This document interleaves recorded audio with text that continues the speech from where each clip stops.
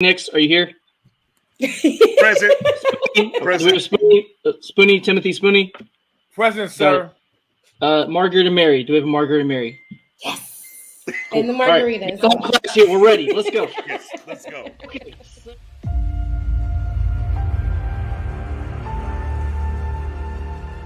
the time to line up behind your team, to support your team. Have faith in that team.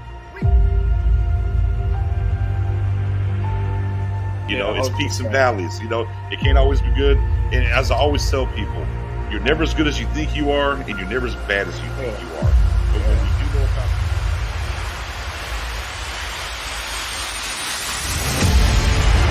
house call, Trevon Diggs, pick six.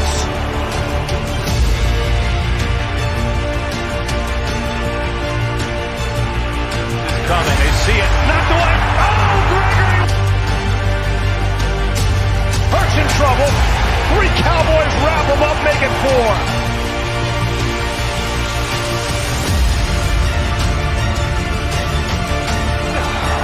Micah Parsons is unblockable.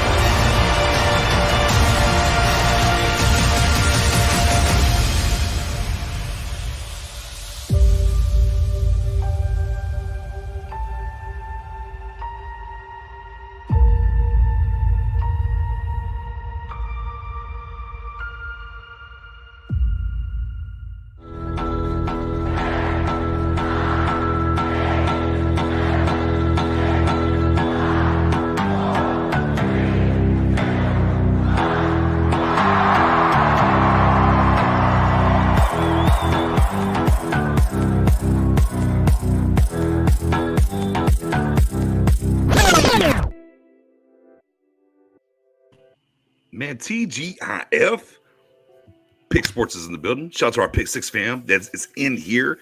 We do have a special guest. You know, I usually get down to the round table and we go through the particulars, but I'm going to scroll a little bit. Bear with me for just a second. We got to shout out to the newest member to our Wrench Gang, aka that's what we call our moderators, the Wrench Gang. Our guy, TC, in the building, is officially a grandpa. Congratulations. Oh, let's go. Hey, man, shout out to our guy, TC. God bless. Who is now a grandfather, man. Light up the chat for him, man. Congratulations. Welcome to, Gramps status. Good, sir. Gramps status. I don't think look, for the rest of this year, I'm going to tell you right now. Even if the Cowboys win the Super Bowl, bar none, best start on a Friday. Yeah, I said it. Best start for a Friday for the entire year. Gramps status in the building. I don't know, man. Cowboys win the Super Bowl. Let me think about that for a second. Hold on. You went a little bit smart with that one. Maybe I did. Okay. Yeah, let me. I'm gonna backtrack it. Like, outside of the Cowboys winning the Super Bowl, this will be the best opening to a Freestyle Friday show. With that being said, man, shout out to everybody in the building, man. We appreciate y'all rocking with us as always.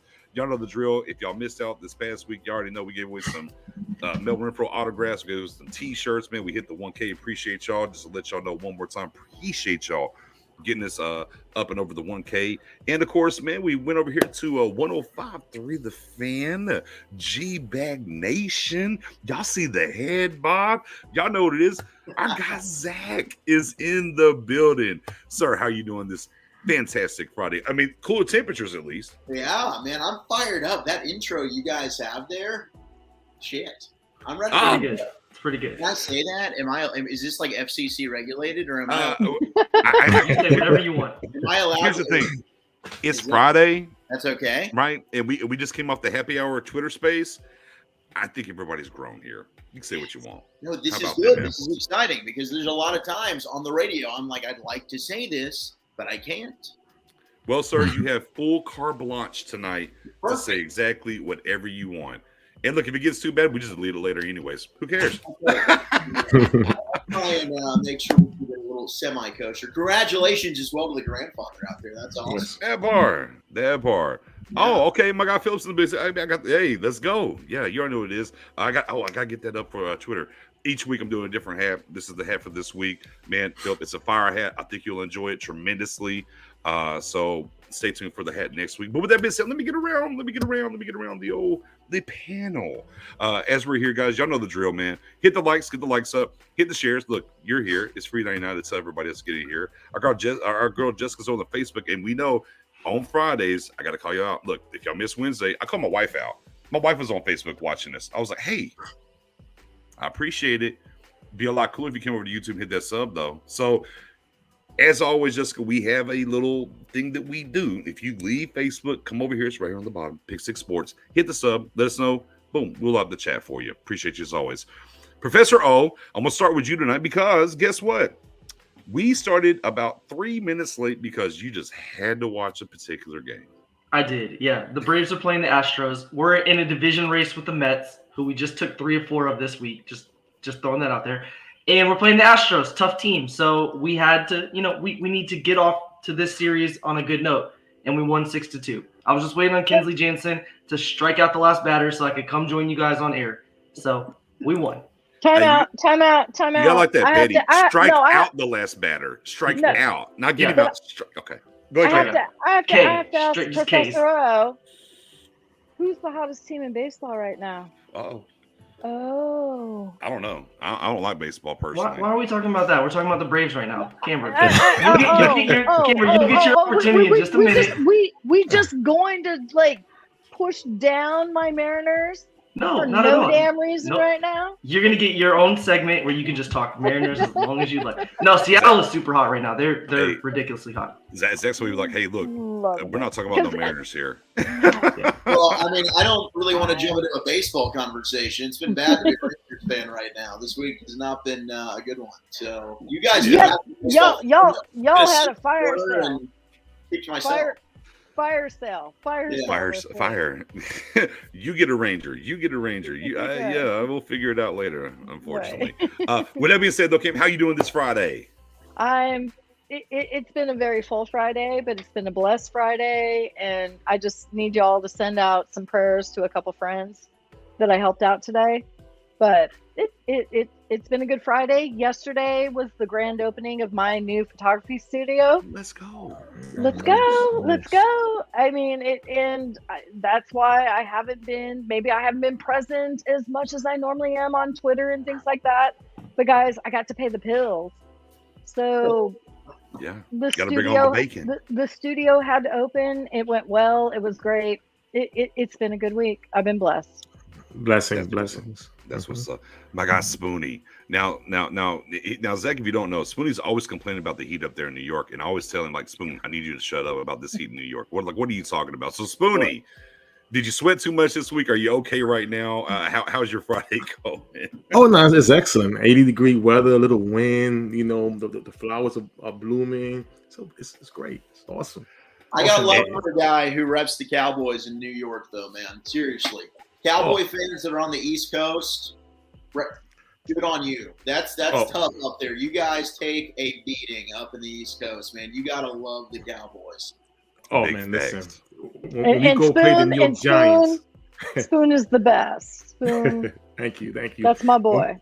When we go play the Giants, we let them know it's time to pay the rent. This is our house. That's yeah. The last couple of years, it's worked out pretty well. Yes, sir. Just so you guys know, I don't know how I got added in it, but they're pretty cool. I'm in this big Twitter group chat with tons of Giants fans. They're already talking, like, as of about 20 minutes ago. Once we start off 1-5, I want to just tank for the draft picks. I'm like, we're not even through preseason, and they're already planning for their draft status. Like, yeah, shout out to them. Yeah, they had me come over. I did a show with them as well. I mean, they're cool. They're Professor cool. O, I'll give you credit. Professor O be in there going back and forth. Man, I just be peeking. I just be watching. Like, oh, word, that's what's up. That's what's up. I was like, I can't do it. I can't. No, but this there's is some good guys over there, though, for sure. This is what we say in Texas. Bless your hearts. Bless your hearts. Bless your hearts. That's right. Yeah, big facts. But we would sit here and shoot the shit all night, per se. But I bet they kind of want to. They might want to hear us talk about some of this Cowboy stuff, right? maybe a little bit. But either way, y'all know the drill. Each and every Friday, it's already StreamYard. It is the link. We kind of take what we do in the Twitter Spaces, we bring it over here to YouTube. So anytime we have a guest, whatever, but I can host more people and we'll circle you out. The link is literally pinned to the top. So now I know the chat's going live right now, but if you scroll to the top of YouTube, the link's right there. Cell phone, whatever the case, don't put your camera on, whatever. If you want to come up here, ask us a question, chime in, do whatnot, we'll definitely get you on here and we'll move forward from there. And as I say that, I do have a couple of people in the building. So first and foremost, I see you, Cowboys Rock, and I see you, Robert Roberts. Give me just a second because I do want to roll up the carpet here and just kind of pick your brain for a second, Zach, if that's okay. Yeah. I don't want to talk about just recently, just in general, an overarching thing. From the outset of camp, we'll leave OTAs and all that in minicamp, but that one day we call it minicamp, is one day, but neither here nor there. Yeah. From camp to where we are currently on the eve of the preseason game against the Chargers. What are your thoughts? What are your feelings? Like overarching, what do you believe, or how do you feel? I should say. I mean, if we're talking defensive line, I think is the real deal. Like, I think your defensive line is the best position group on the team, and I've felt that way off season. But it's further when you see this group in person and you're out there to practice. And I think you were able to see it in the game against the Broncos. Man, they get after it and they're deep, and they're going to come into a situation here where they're going to be in a numbers crunch. And you're going to get a guy like Terrell Basham or Carlos Watkins or Tristan Hill that's a veteran player that is going to end up getting cut and not make this football team. And the last time we were saying that about the Dallas Cowboys when it came to the defensive line. So I'm trying to figure out, are there other position groups we could go thin at? Whether it's you keep 3 tight ends instead of 4 tight ends, then maybe Payton Hendershot doesn't make the team, or you're only keeping 2 quarterbacks, but if you only keep 5 corners, and does Kelvin Joseph not make this roster now? Because quite frankly, Kelvin Joseph is not better than Deshaun Wright right now. I mean, was Zach in our Twitter space? Because I have a question about this tonight. Yeah, that ties into that. Way, you might have been in the Twitter space. Now we're going to talk that. We'll get to it. By all means. I mean to land. I didn't mean to. Let me let you land, as we call it. I'm sorry. I cut you a little short. I'm sorry. But I was like, oh my God. I was like, does Zach have a tap to us in the damn Twitter space? Go right ahead, sir. Look, people sometimes just can see the truth, and you probably can see the truth, and that's what it is. And look, that's a player that's been disappointing, but the defense is going to have to carry this football team. So I think realistically, you have a good defensive line. Hopefully you have the symmetry of that helps out your back end and your secondary. Trayvon Diggs has been getting an unfair rap here, I think, the last few weeks. One-on-one drills, I was there the day where Simi Fehoko beat him. First off, Simi's my guy. I got a lot of love for Simi. Okay, I do have a relationship with Simi. He's been great to us when we've had him in the studio. I talked to him a couple times off the field at training camp, but Simi looks good. Like, Simi's put the work in. He is winning off the line of scrimmage. As soon as the pads came on, you could see there was that elevation between Simi Fehoko, Dennis Houston, and then you had T.J. Vasher and Brandon Smith. And T.J. Vasher made the one amazing one-handed go up at Mosu over Kelvin Joseph, right? But he did nothing since. Now, so living off of that one play. Here's the thing. We had Kyle Yeomans on here, and Spoonie asked a great question, and he asked about those 3 particular, right? And the one thing that he talked about was that Simi was kind of ascending. This was like maybe the first week of camp. And he was talking about him ascending, and then he's talking about Vasher. He's like, I'm not going to say he's completely going down. I know he's made the highlight, but he's kind of just right here. But I think the interesting thing that you said there, because you put Houston in there. So when it comes to that, because from the outside looking in, right here in the old Twitter streets, as we call them, Houston's the buzz, and I get it. He came out of nowhere, but he has he does for me. And what we talked about in the space, and I was like, he wasn't drafted. So there's a lot he has to do because Simi does have the draft capital on his head. But let's take the draft capital off of there. And what you're seeing and what you're going through, is Houston in the realm of Simi, or is it kind of clear that no, it really is Simi and Houston's just trying to get on this roster? No, Houston's on the roster. Okay. I can say that with confidence. Buy in to Dennis Houston. They got a lot of love for him in that building. The coaching staff loves him, and it's not just one of those things where, you hear the chatter. It's legit. I mean, the guy looks better and better, and he's making a lot of contested catches in practice as well. The route running's good. They might have found themselves, they might have found themselves a little something here with this undrafted rookie free agent.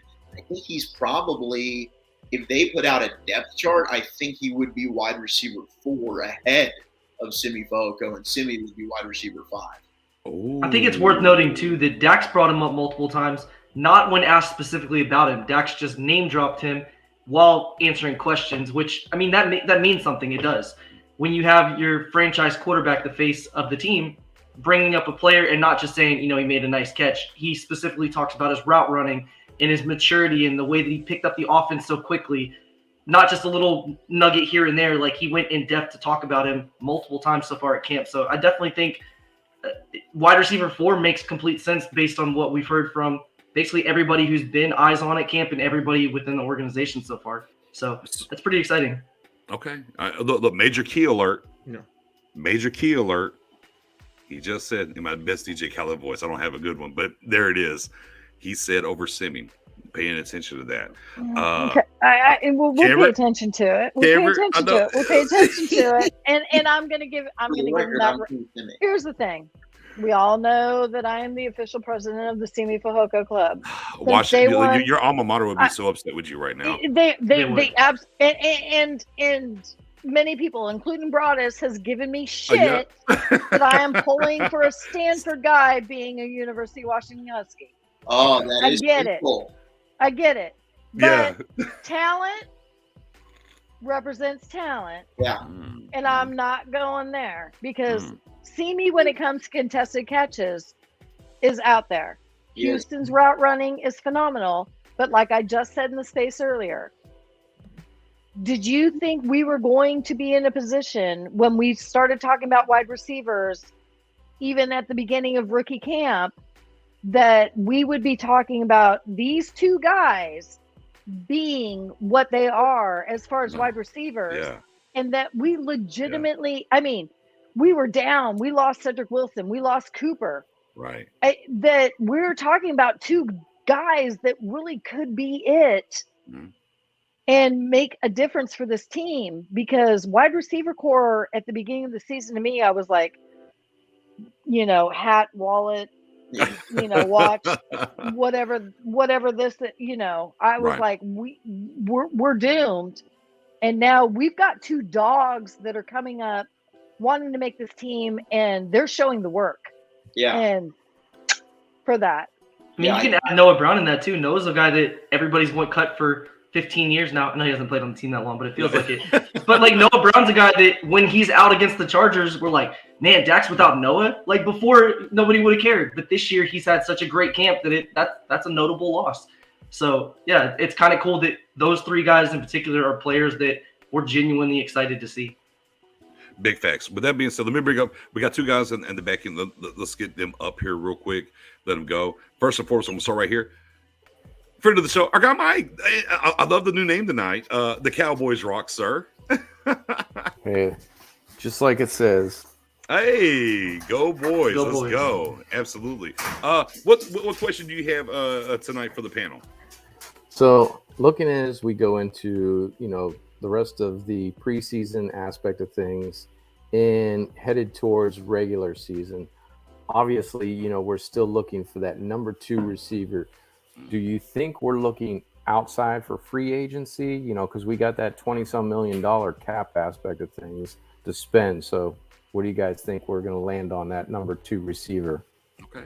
Spoony, number 2 on the roster, outside the room. What do you think?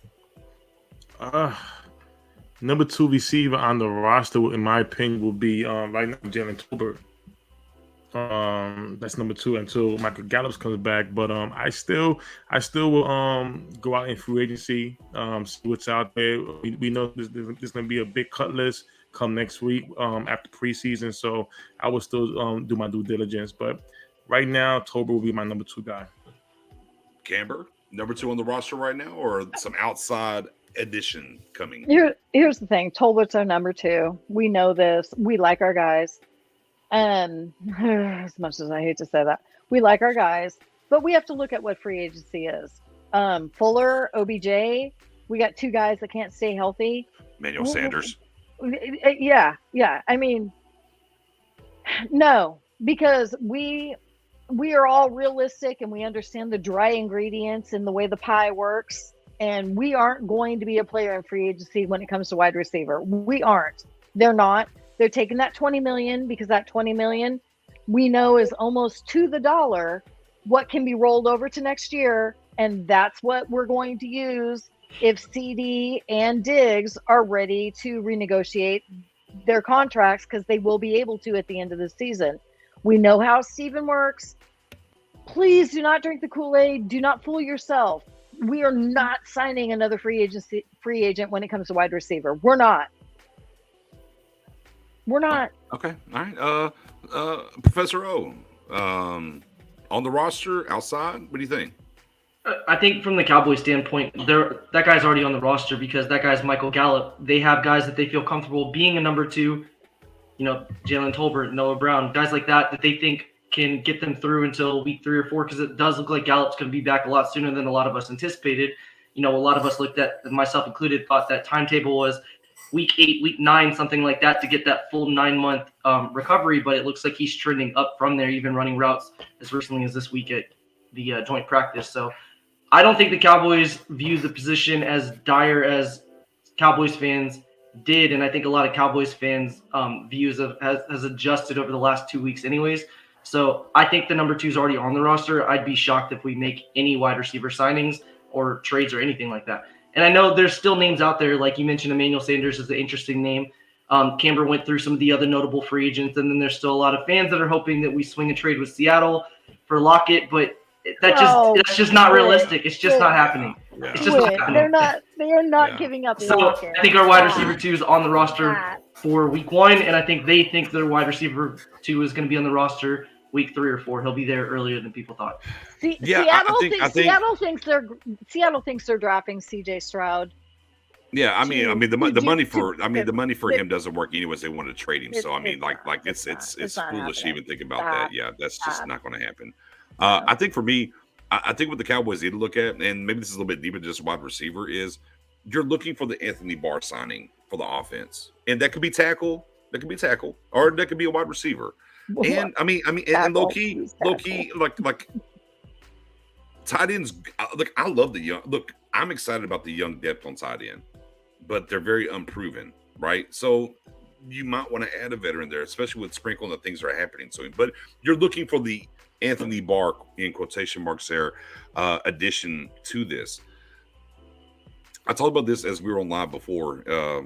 As soon as Washington was hurt, I was like, "Look, guys, I don't think they're going to sign anybody." I'm hearing what they're saying. They're saying, "Hey, we're going to trust these young guys. We're going to give them the reps." And I was like, "Look," and I told everyone who's here rocking with us, I was like, "They're not going to add anybody at the wide receiver position until after at least preseason game 1. That's just where they're at. They want to see it through, and we have seen positive results, obviously, in the conversations that we're having and the shows that we're doing and what we're seeing and what's being reported. I think at a certain point, there's 2 sides to this. I think one side is we just saw Gallup running routes out there in Irvine. And we've multiple times through this, training camp and into preseason, how many games is he going to miss? And that's kind of factoring into their head some. And we've all went across the board. I think he's going to miss 3. It could be more because this coaching staff has showed the propensity to be longer and let them be right and hit the ground running than just rush them back maybe as the previous coaching staff because they needed a body. So, but again, I'm looking at, he was doing this work at OTAs. Okay, now he's in camp. Now he's running routes on the field. Yes, is week 1, 2 out of the question? Absolutely. But are we talking about, is he coming back week 3, 4, 5, 6? It seems the timetable has been sped up, perhaps because he's ahead of schedules are going to tell us. But you need James Washington was the guy to get you over the hump till he came back. He's not going to be here. So I just wonder at a certain point, do they look in the mirror when the rubber has to meet the road here in week 1, like, okay, look, this is cool. We like the progression with these guys. We have to make some hard decisions. However, to get to Gallup, we might need a body. And then they might pivot over, as we were talking about earlier, as Zach was, this defensive line. And this guy can play for somebody else because we're so deep. And then at that point, hey, maybe Denzel Mims, local kid up there, looks like he might be on the outs, kind of the same body type that a Gallup can give you. I'll give you some 9 routes. I'll give you some slants. And maybe they would look at him and say, hey, y'all want a Tristan Hill, per se, just to put a name, or insert defensive lineman that they're not going to keep. So I don't know. I'm not completely out on them adding a wide receiver. I don't think it's going to happen. I'm with you, Spoon. I don't think it's going to happen before the cuts. I think this is something that if it does happen, I think it happens after. I would feel like maybe right after the 3rd preseason game, and they have a better feel, and they move from there. Right. For you, Zach, is it? Do you think it's on the roster? Do you think they're still evaluating? I mean, Stephen Jones does say 365 days a year. What are your feelings right now? Number 2 wide receiver. They're going to rock with who they have right now, and they're going to give these young guys a chance. Is what I think, and I do believe it wouldn't be a free agent signing. I think you would look at to what you were alluding to there. If you have a surplus of your defensive line, whether it's Tristan Hill or a Terrell Basham, or if there's Kelvin Joseph, or if there's a corner or whatever position it might be, they're going to look around at some of these other receivers, and their scouting department comes back and tells them, and if there's a guy that they like, it's going to be a big-bodied outside receiver. That's what they lost in James Washington. So fans that ask, Cole Beasley, those are slot-specific players. They're not going to want to do that. They don't want the small – Mike McCarthy's not about that. So you're going to want to look, if you want to even just start watching other preseason games, you want to do your own self-evaluation, maybe you look at who are some of these bottom guys on another roster that might end up being unhappy. The kid in Miami is Preston Williams. Yeah. He's a name that I looked at and thought, that's an athlete. He's got a talented skill set. Maybe Robert Prince would like him. And Will Fuller, I just don't think's a serious option either. The availability, right? You got to think about availability for them. They've stressed that all off season. Exactly. They're not going to go. Will Fuller, they basically will cross that off the list, but they're going to let these kids compete, man. And we'll see. But I agree. I think Michael Gallup, if he's on the PUP, then they'll probably be looking to make a move. Okay. If he's not on the PUP, I think they're going to be okay, and they'll find a way, hopefully, to get Gallup back within the first 2 to 4 weeks. Right. I'm more worried about the depth at corner than I'm at wide receiver right now, honestly. I'm not going to go that far. What really? No. Because you feel better about Kelvin Joseph and Nashawn Wright than you do the depth. Look, actually, I think Wright's not as bad as people want to portray him to be. I think he's been a little bit better. Pac-12 girl. I understand. saw what he was. I understand, but I look at him from last. That's fair. I'm saying I've seen him from last year to this year. I see progression, and even if we go into the Denver game, there were some things that happened, but it was just a little bit of a coaching there. It wasn't outside just getting beat. It's just, hey, we need to tweak you. Let's look at the tape. Let's tweak you a little bit. And then, of course, the ultimate ace in the hole here, Camber. Well, Bland matters. Bland matters. He matters, though. Bland matters. Bland matters. So Bland is your cornerback 3 opening night. So now you've got CB4. Right, but you don't have wide receiver 2 right now, Cam. Well, actually, you do. It's actually Dalton Schultz. We've talked about this before. Dalton Schultz is number 2 anyways. Thank you. I was already going there.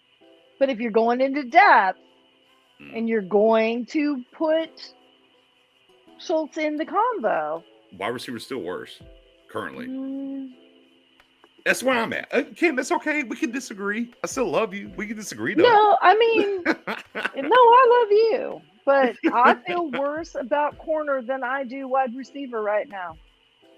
Yeah. I don't know, but it's fair. Go ahead. Okay. Oh, go ahead and jump in there. Yeah, I was just going to ask Zach. So when he was describing the wide receiver that we would potentially look at for a trade, a guy that's kind of slowly emerged as a possible cut candidate for the Jags that they may look to offload is Laviska Shenault. So he's 6'1", 225. So he has that bigger body and can play outside. He's 23 years old. He's from Irving, Texas, actually. Soto Eagle. Yeah. So he's from the area. Through 2 seasons, has 1,200 yards and I think 11 touchdowns. So when you're looking at a guy that would be wide receiver 4 when everybody's healthy, if you could swing a Basham or somebody like that or a Carlos Watkins for him, and the Jags may look for that if they see that they have somebody that can contribute versus him who's maybe not even making the team. I think he's a name that you should look at if you are looking at a trade for a receiver. Love the name. Yeah, I love the player. I'm a big fan of Laviska Shenault. His skill set also is one where he's a super dynamic player. Now, do I trust him more to utilize him? Maybe not. But when you have Sean Payton in a year, I trust him. There's a running theme here, ladies and gentlemen, because we had Mr. Fourth and Long, Jesse Hawley last week, and now we have Zach this week. Boy, this Sean Payton thing's bubbling over here on Pick 6. It is bubbling. I'll tell you one thing, though. When Sean Payton's the head coach, the media access and some of the things we're privy to, it's going to go way down. Yeah, it was like cut. Like a hot butter knife through the old butter knife right through butter, like super hot and just, hey, that's cool. Oh, you like that? Sorry. not happening. Wow. I feel that. There might be some people out there that, I ain't gonna say that. Let me stop. But that being said, Mike, anything else you got? I gotta get to my guy Robert. Mike, anything else you got for us tonight, brother? No, I just want to congratulate you guys again as far as hitting that 1K mark. You know, you guys have been putting in some time, some effort over the years and stuff, and I appreciate, watching the journey coming along. So anything I can do to help you guys, I'm here for you. Hey, man, we appreciate it, man. Shout out to the rebrand. Shout out to us to pivoting and building this thing up. And y'all for rocking with us for a long time, man. And we're just happy to be here and do what we do, brother. And I appreciate you as always, man. All right. Appreciate it. For sure.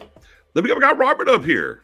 And yes, his name is Robert and Roberts with the S on the end. Yes, it is. It is birth given.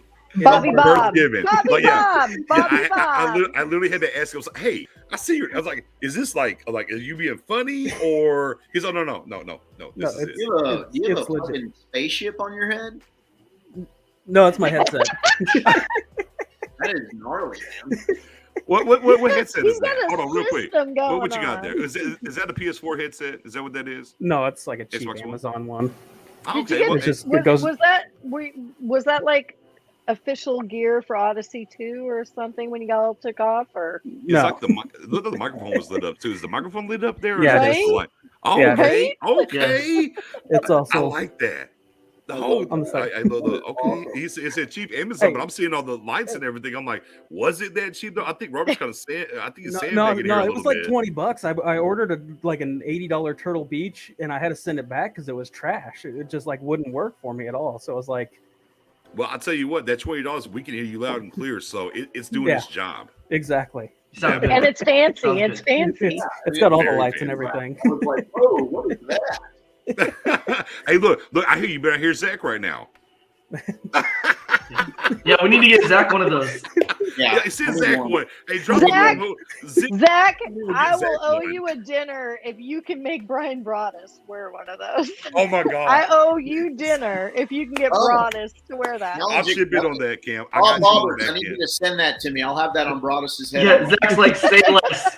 Yeah, say less. It's like, I'm ready to eat right now. Say less. With that being said, Rob, hey, what's your question for the panel tonight, man? No question or anything. I just wanted to come in. Last week, everybody was ready to do shots for the 1K. Speaking of that, Camber's right there. BJ owes us a shot. BJ owes us a shot. I'm not letting that down. I wanted to come in, do a shot with you here real fast, and let me say congrats. So cheers to 1K, guys. Appreciate your brother. Congrats, man. That's awesome. Well, see, I would have had a shot on deck, but last week, this right here, no, shot of water don't count there, Spoon, because you made us take shots, and so I don't have one on the back. Wait, end. Spoon's drinking water, and I gotta say, Jose, it's vodka in there. Okay, no, but Jose in the chat thinks you have coolers and you and I drink coolers. Who's Wine saying I have Wine no clue. Who's drinking coolers? I have No, no clue. No, Jose in the chat. So we don't Said refer to him something as about- Jose. We refer to him as 151 because that was what his name was for a long time. Okay. Yeah. But he Yeah, said that he's in the who chat. needs to give me a wine cooler? Let me tell you, I haven't yeah. drank a wine cooler since probably like 1996. She was on that Zima. Right, the right, full on Zima. That So I Zima. was like, wine cooler. Ooh, that's. Never had one. I mean, because isn't it seltzer now? Look, I told y'all, love is in the building on Fridays. Our guy from the Ranch says, send it to me, Robert. I'll make brothers do it if it means dinner with Cam. It's the stone, Granddad. Deal. It's a bet. Oh, It's a man. full on Man, bet. that I is need so photo good. evidence. I need photo Photo evidence. evidence. That's fair. I'll just put the link in the chat, and whoever gets it first, I guess. you Oh, know? well, Yeah. I mean, there it is. There it is. Hey, Rob, man, we appreciate you as always, brother. Oh yeah, for sure. Thank you. You know what I mean? You sure you don't have a question? If you got a question you want to say, even without that, we appreciate the love. If you got anything to say about the Cowboys so far, by all means, red carpet, sir. Go right ahead. I was watching a video earlier, the Cowboys quarterbacks versus Charger quarterbacks. Did you guys see that one on Twitter? I did. Nucci gang, let's go. Nucci. Nucci gang, let's go. Nucci right there. So Yeah. Dak went first in that, and I was like, "Oh, Dak, come on, man." And then Herbert went. I'm like, "Okay, that was actually pretty good, Dak. Nicely done." And then Danucci was like, "Hold my beer. I got this. I'm just gonna carry the team." Every day when they warm up at training Yeah. camp in Oxnard. I don't know what it is, but Danucci is great at those drills. Hey, look, here's the He's thing. got swag. He does have swag. Hold on. Well, look. In case you don't know, I'm not a fan of the was it True Brand? I'm not a fan of the upside down hats personally. Doesn't call to me. You're just a hater, Nick. You're just a hater. I'm not being a hater. Look, for people that love them, look, no. For people that love them, I'm excited that they love them. I don't hate on nobody's stuff. For me, I'm like, hey, if you like it, great. It's just not for me. That's all I'm saying. It's just not for me. But I mean, he's making his mark with those, and people definitely do love them. And again, as we had people try to say, Nick, you got to get one. You got to put it on there. It's got to be one of the hats this year for 1 week. And I tell everybody every single time, I'm not buying it. if I get an inbox and it ends up here, sure, I'll do it. Outside of that, no. But we have a bet though. Not really a bet. We have a goal. If the Cowboys make it to the divisional round of the playoffs, you're gonna buy one. I'll buy you the hat, and you're gonna wear the hat, right? Yeah, that's true. That's true. All right. That is true. All right, cool. That's true. Because I'm gonna DM Danucci directly and say, hey, Nick's needs this hat, so send him whatever the best of your collection you have. Well, let's pivot to some Cowboys talk because look, now out of the gate, I'll be honest, man, I've been a Nucci fan out the gate. Now, hold on. Zach said, he's like, man, I was like, no, he's Team Greer now. He's like, forget you, Danucci, and just tossed him in the dirt. Look. Nick, we all walked through life and stumble. I look at Zach's reaction. Zach was like, "Oh, this." He goes, man, I thought Nick was kind of cool, but now he's over here like, no, he just he's like, I gotta leave. No, he just texted me and said, "What's with that guy?" No. Yeah. Here's the thing. Like I have fun just because of what he's been in the league and what's happened, and obviously, so man, it's Nucci gang. Here's the thing, though. As we were doing the live stream during the preseason game, and then it kind of rolled because I wasn't wearing a hat, and they're like, "Oh, Nick, she wasn't wearing a hat." So Nucci came out, wore the hat, and then things started turning. I was like, "Hey, it's Nucci gang." But the one thing about it, honestly, on an honest point here, I've been trying to get rid of Cooper Rush since last year, personally. And look, and it's not because I don't think Cooper Rush is a good person. Look, I was like, I think Cooper Rush between the ears is fantastic. Oh. And look, never mind the great Jason Garrett impersonation he can do as well. But just arm-wise in the NFL, it's just not there. And look, thank God that we won the game in Minnesota, and he walked through it. And I love that moment for his dad. I love that moment for his family. I was there in person. Thank you, Amari Cooper. Well, that part. Yeah. Thank you, Amari. Yeah. But Cam, That was my next. Was there between me was there and a race there Cooper, that weekend? Hold on. Was there a NASCAR race up there that weekend or something? There was not a NASCAR race. Right? My sister lives up there. Okay. And it was Halloween. And here's the honest to God truth. My sister has lived in Minnesota, in Mankato If any Okay. of you are Little House on the Prairie fans, you all know what Mankato was. You're dating. You're Big dating fan. me. Huge fan. You're Okay. dating me, you and Big Spoonie fan. right now. You're about to put. right. They're about to say how we're in the Stone Us Age. Gen Xers are all about this. But my sister has lived there for 15 plus years, and I had never visited her. Mhm. And I decided to come visit her, and she was like, "Oh, just because there's a Cowboys game." I was like, I bet the maybe, stadium was awesome. maybe. The stadium was Oh, really cool. Oh, I bet the Okay, stadium and is I'm awesome. going to tell y'all right now, the game was on Halloween. Right. And I don't know if those Viking fans dress like that normal or it was No, they just dress like Halloween. that. Yeah, No, they do. I mean, we're talking full on pelts. Like Oh, yeah. they went Oh, out yeah. and That's killed normal. the Yes, that's the They yeah. killed Yeah. those animals that day and Skull. skinned them. And and if I heard that stupid skull and that horn one more time, thank God we did won. they do the fake snow? Because they've been doing fake snow with I forget what they're using, like They did- dishwashing they did detergent or the- something. they- It's pretty cool, like on TV. They did the fake snow once, but it wasn't Right. such a good day for them.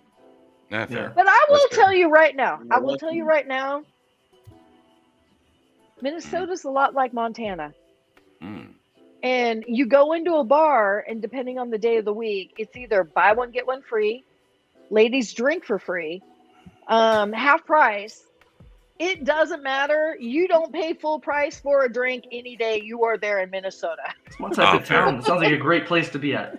Well, I was going So to say. Spoonie saw Vikings fans at the draft in Vegas. It was like a billion degrees there, Right. and they were like head to toe decked out, wearing They like were. fur They and were. ski boots and stuff. I'm like, But- not for me. I just They're, want to they're, too they're hot. by the special. Nucci. With giant beards like Nick style, like huge. Yeah, I just Right, so want to back fess to by Ben the DiNucci. I just want to finish. Danucci. Okay, Ben DiNucci. I'm just saying again.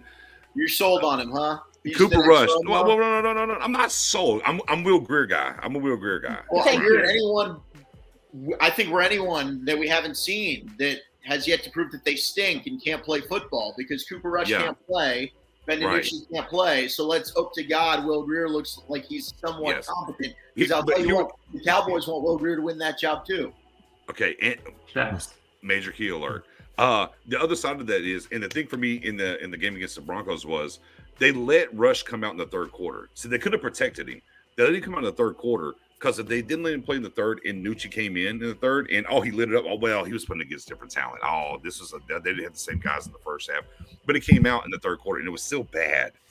And then Rush, you're done, and Nucci came in, and then immediately the offense looked Right. completely We just different at always that point. have to keep into context what's the level of competition. And at the NFL, everybody's good, but he's going up against fellow third teamers at that Fact. point. He's going Right. up against, like, these are all guys that are competing to just make an NFL roster or a Right. practice squad. So because he looks good in that setting, good for him. Those are reps that he needs, and we want him to look good. But Right. it doesn't mean if he's thrown into starting in an NFL game, he's not going to crap his pants like he did on Sunday night against the Eagles. Right. Which Facts. was But, unfair to him. Right.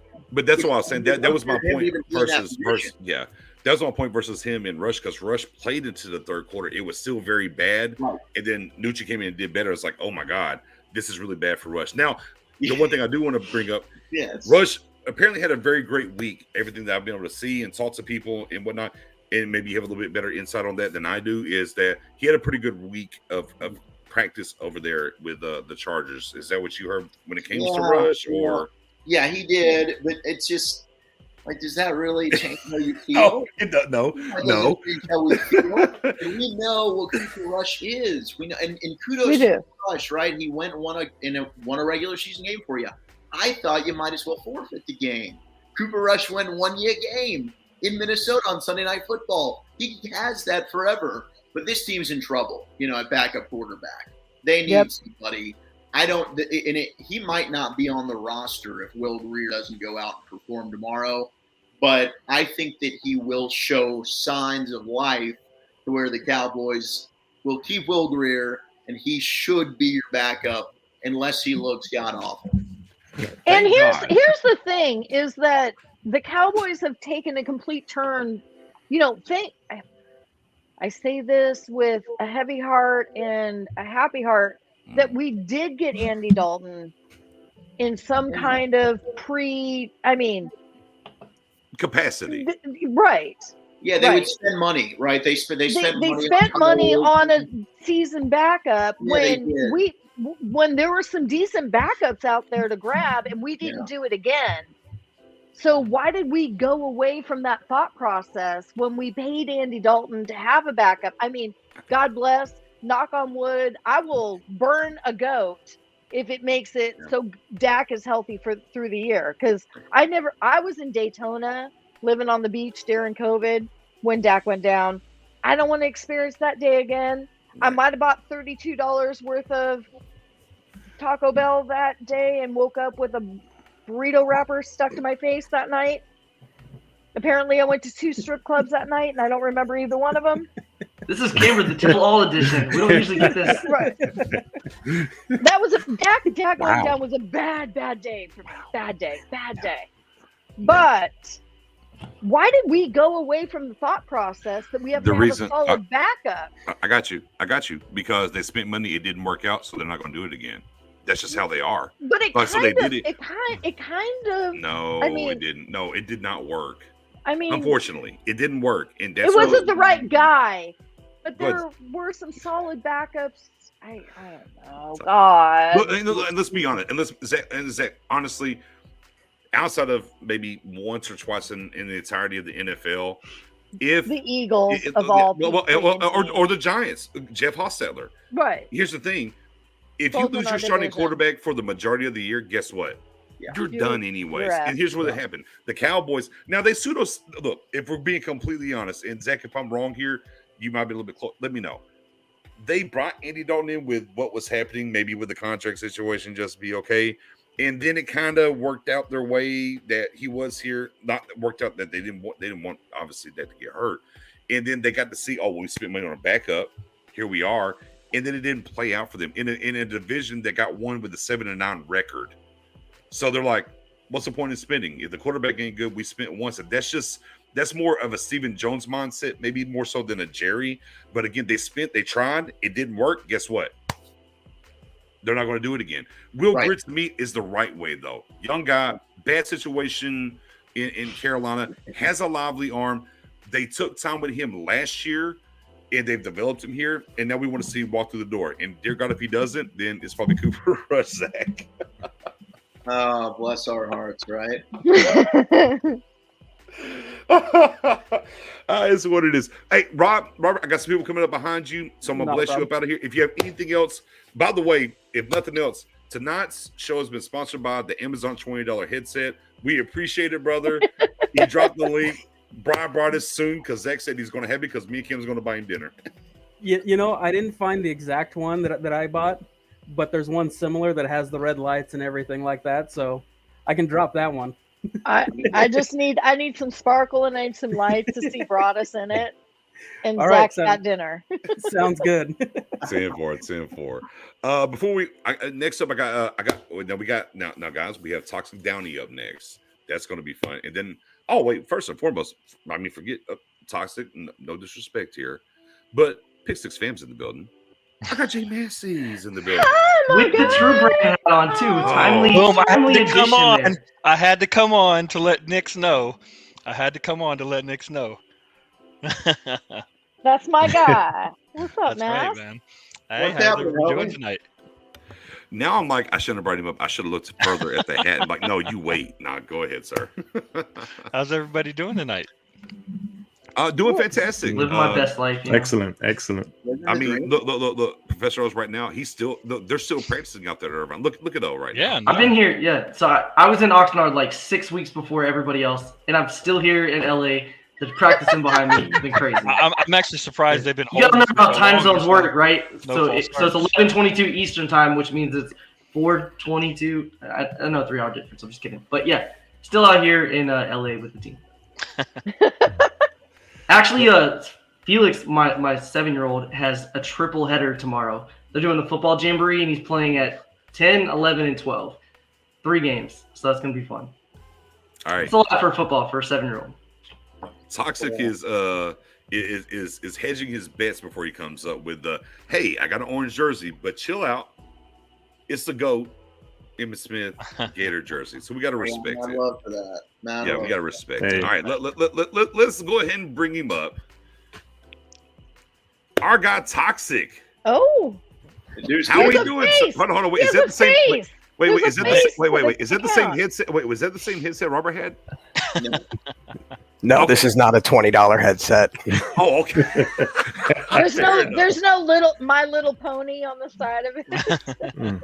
That one's over there, but that's not for today. So it was a rough week for him though, because the Ryan Nall dream ended, and that was something that we've been hyping up. The Ryan Nall train. Oh man, I know that was a bummer. He was a good dude too.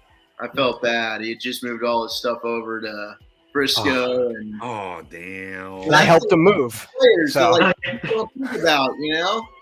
Yeah. Real quick. Programming alert. I'm sorry. Real quick. Deanna, here's the thing. I see you got the little Facebook emblem. We appreciate you on Facebook rocking with us. Right there on the bottom.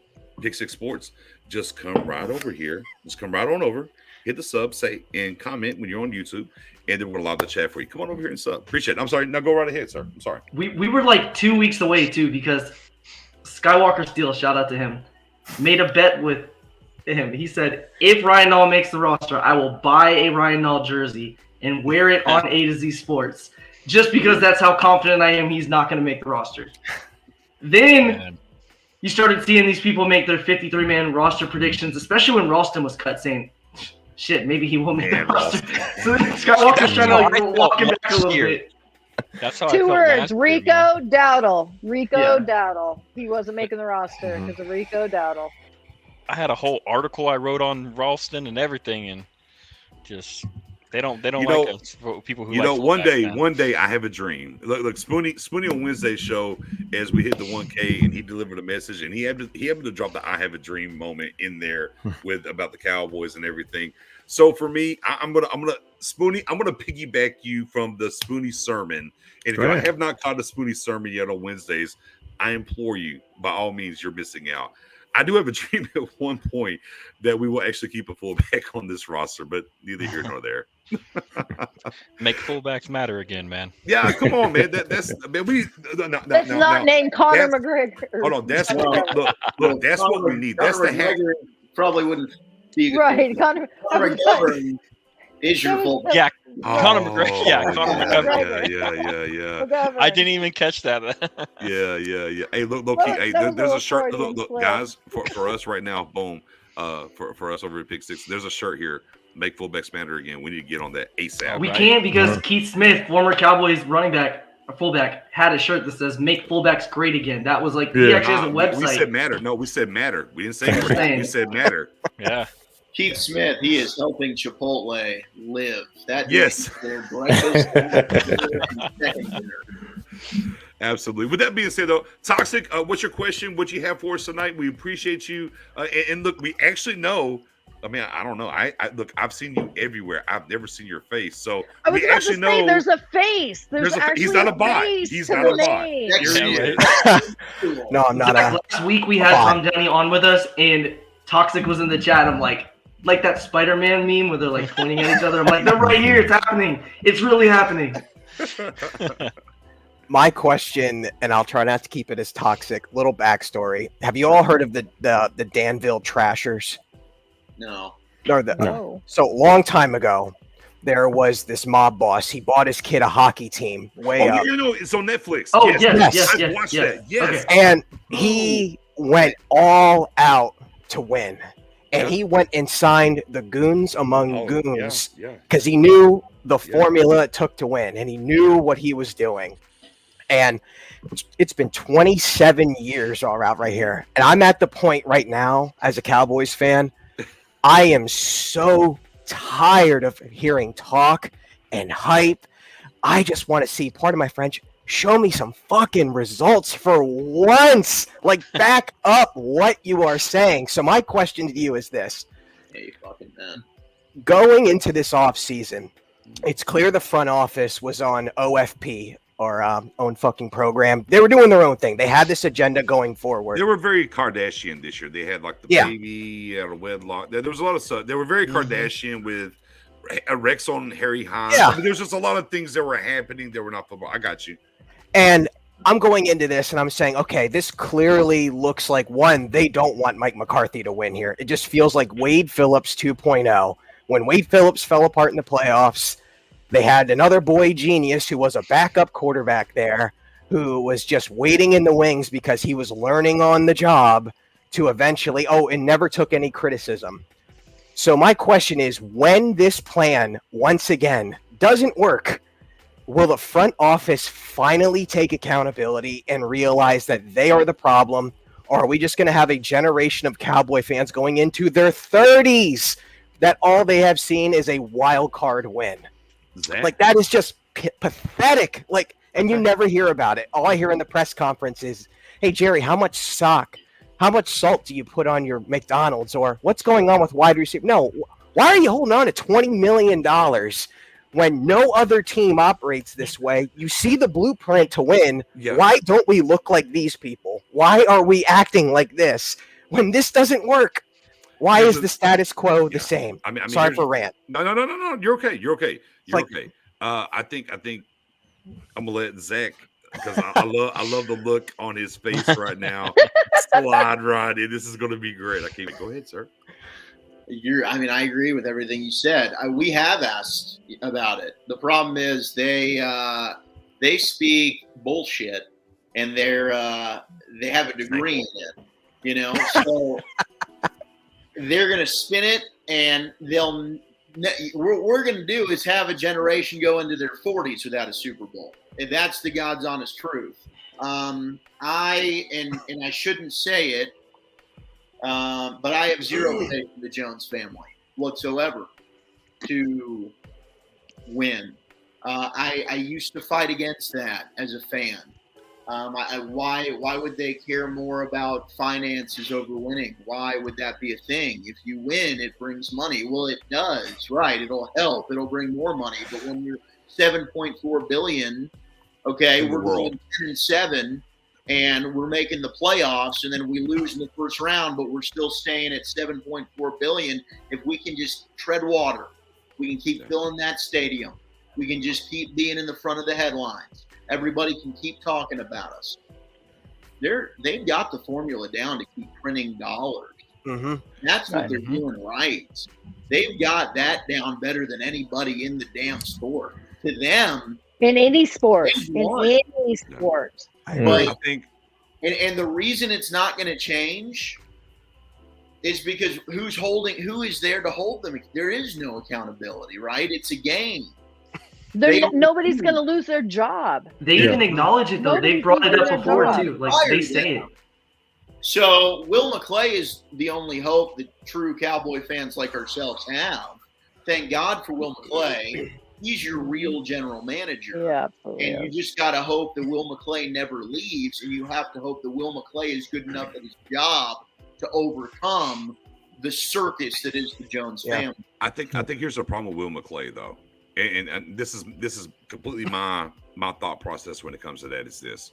I think he's never going to take another job because he'll never get fired here. That's number one. I think number two is when it comes to Will McClay is this. I think he's very good, and he's called the lead head, whatever scout that they put on him. He does a really good job. They slam another bag, and he stays around. I think the problem is he doesn't get to sign or cut players, and I think for him, he's okay in that realm. Not that he doesn't want to go do it, but it's, hey, look, my money's good here either way.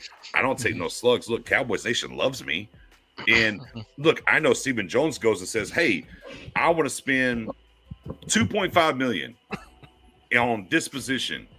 What can we get that fits the bill here? He goes, well, here's a group of guys. Whatever y'all want to go do, cool. Here's a group of guys I will give you. He scouts them well. I completely agree, but he doesn't make the ultimate decisions. Does he have a voice in the room? Yes. No, I'm not going to sit here and be like he doesn't have a voice in the room when it comes to the signings or cuts. But I think the ultimate decision is he says his voice, and then whatever they do, he has no accountability, because it's going to ride or die on them. So he's in a perfect situation to a certain extent, because there's been teams try to poach him and do things. And look, I know if we go all the way back to the AFL days, right, with the Desperados, how he's came up, what he's done. And I do believe the affinity for the Joneses are there, and he does want to be here and help Jerry win. I do believe him. I take him as a man of his word in that. But I think on the other side of that, he's like, I'm never going to get fired. So I don't need to leave until later in that standpoint, because I'm going to drop this.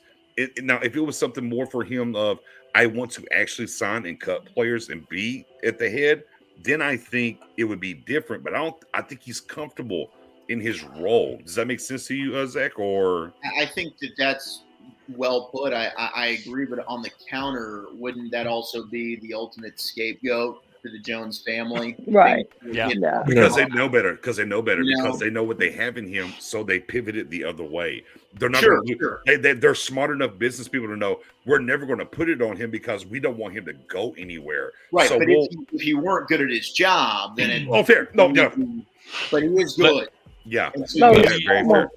Yes, in the absolutely. draft, I do believe that the draft they let him work, and he'll fall on the sword. I mean, he's come out and said, Taco Charlton, that's on me, and that's a big one, Will. That's right. A huge one.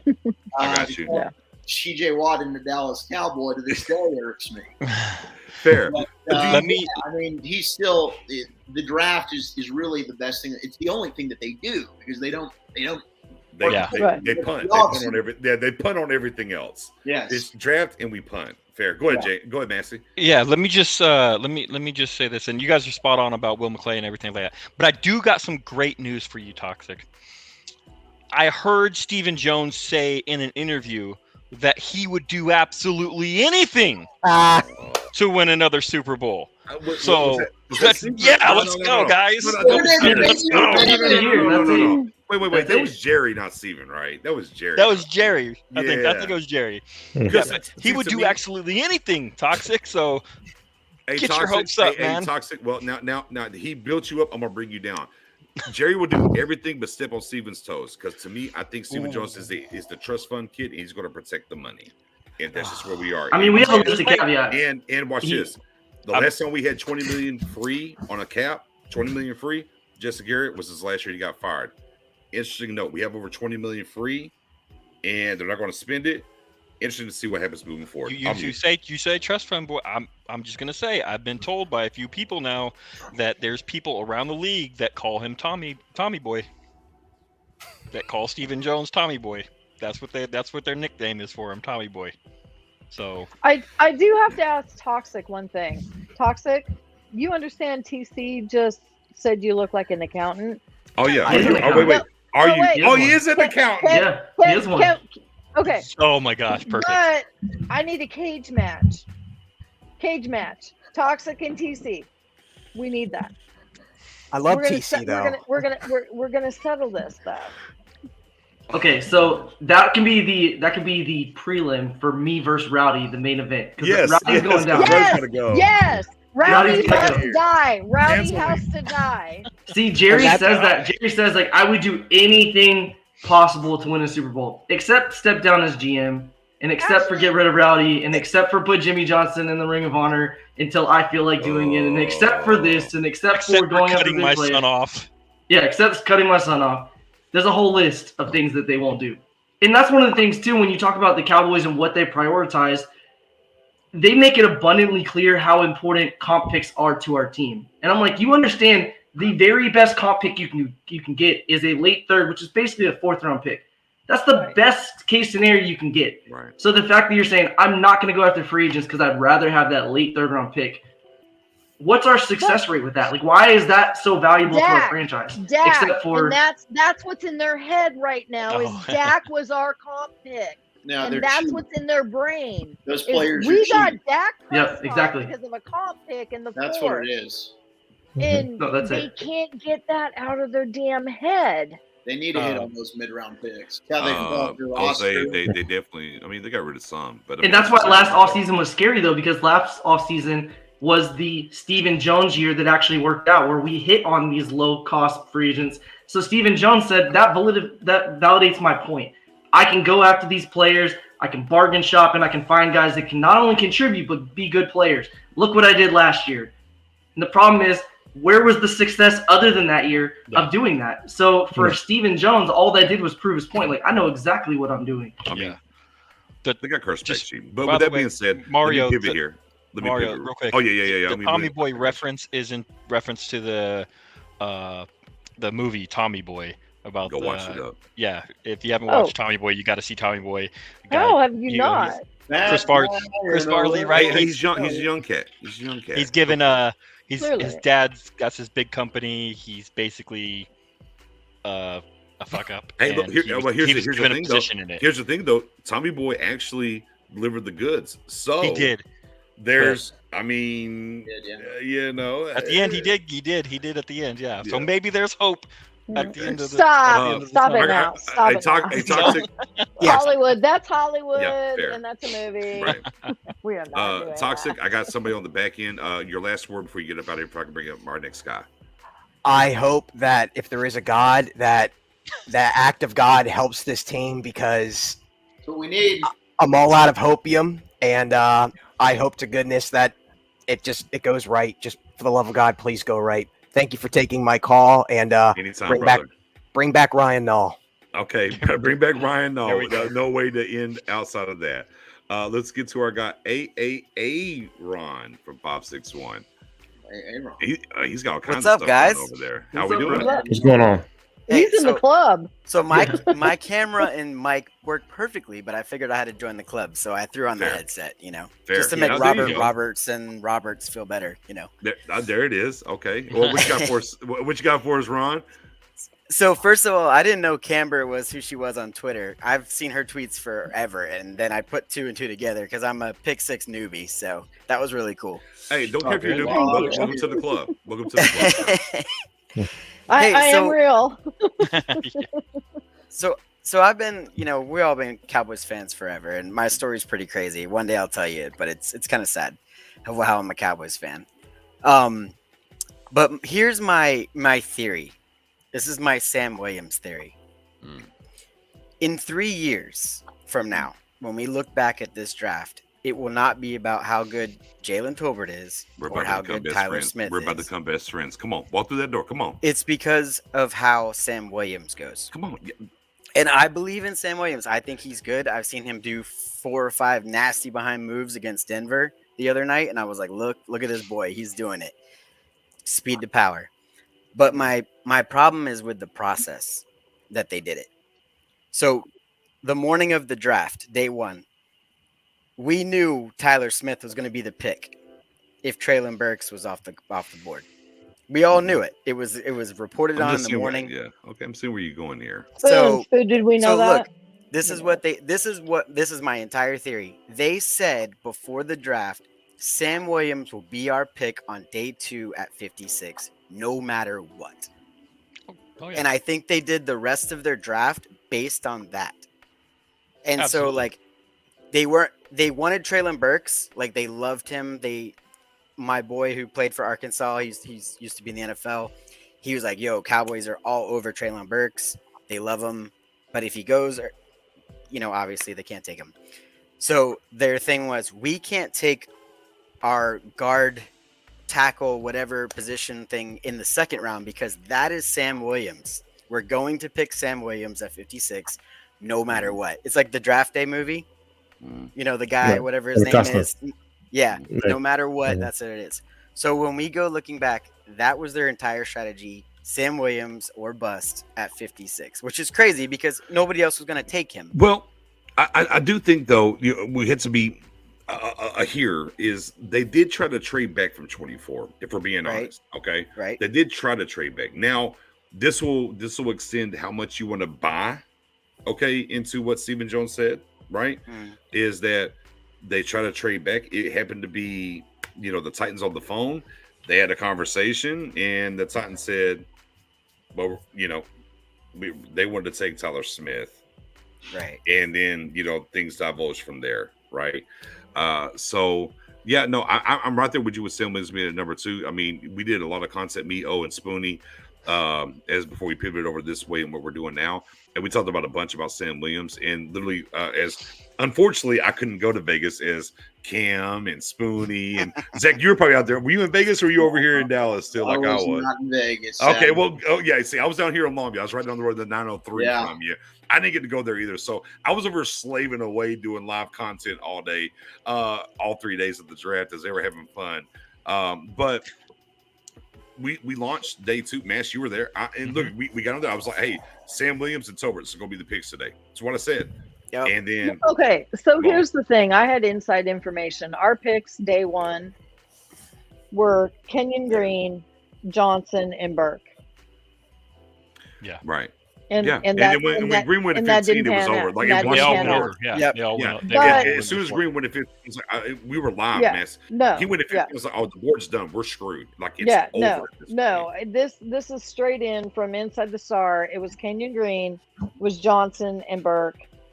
That didn't pan out, but I was told like before the day even started on day 2, it was Sam Williams.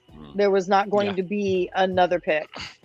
Now, my boy Kate Otten was the pick that day, and I'm okay not getting burned personally, but the Tampa Bay Buccaneers just break my heart, and that went away early. But that's I mean, I think Zach's got some info. Yeah, go ahead, Zach.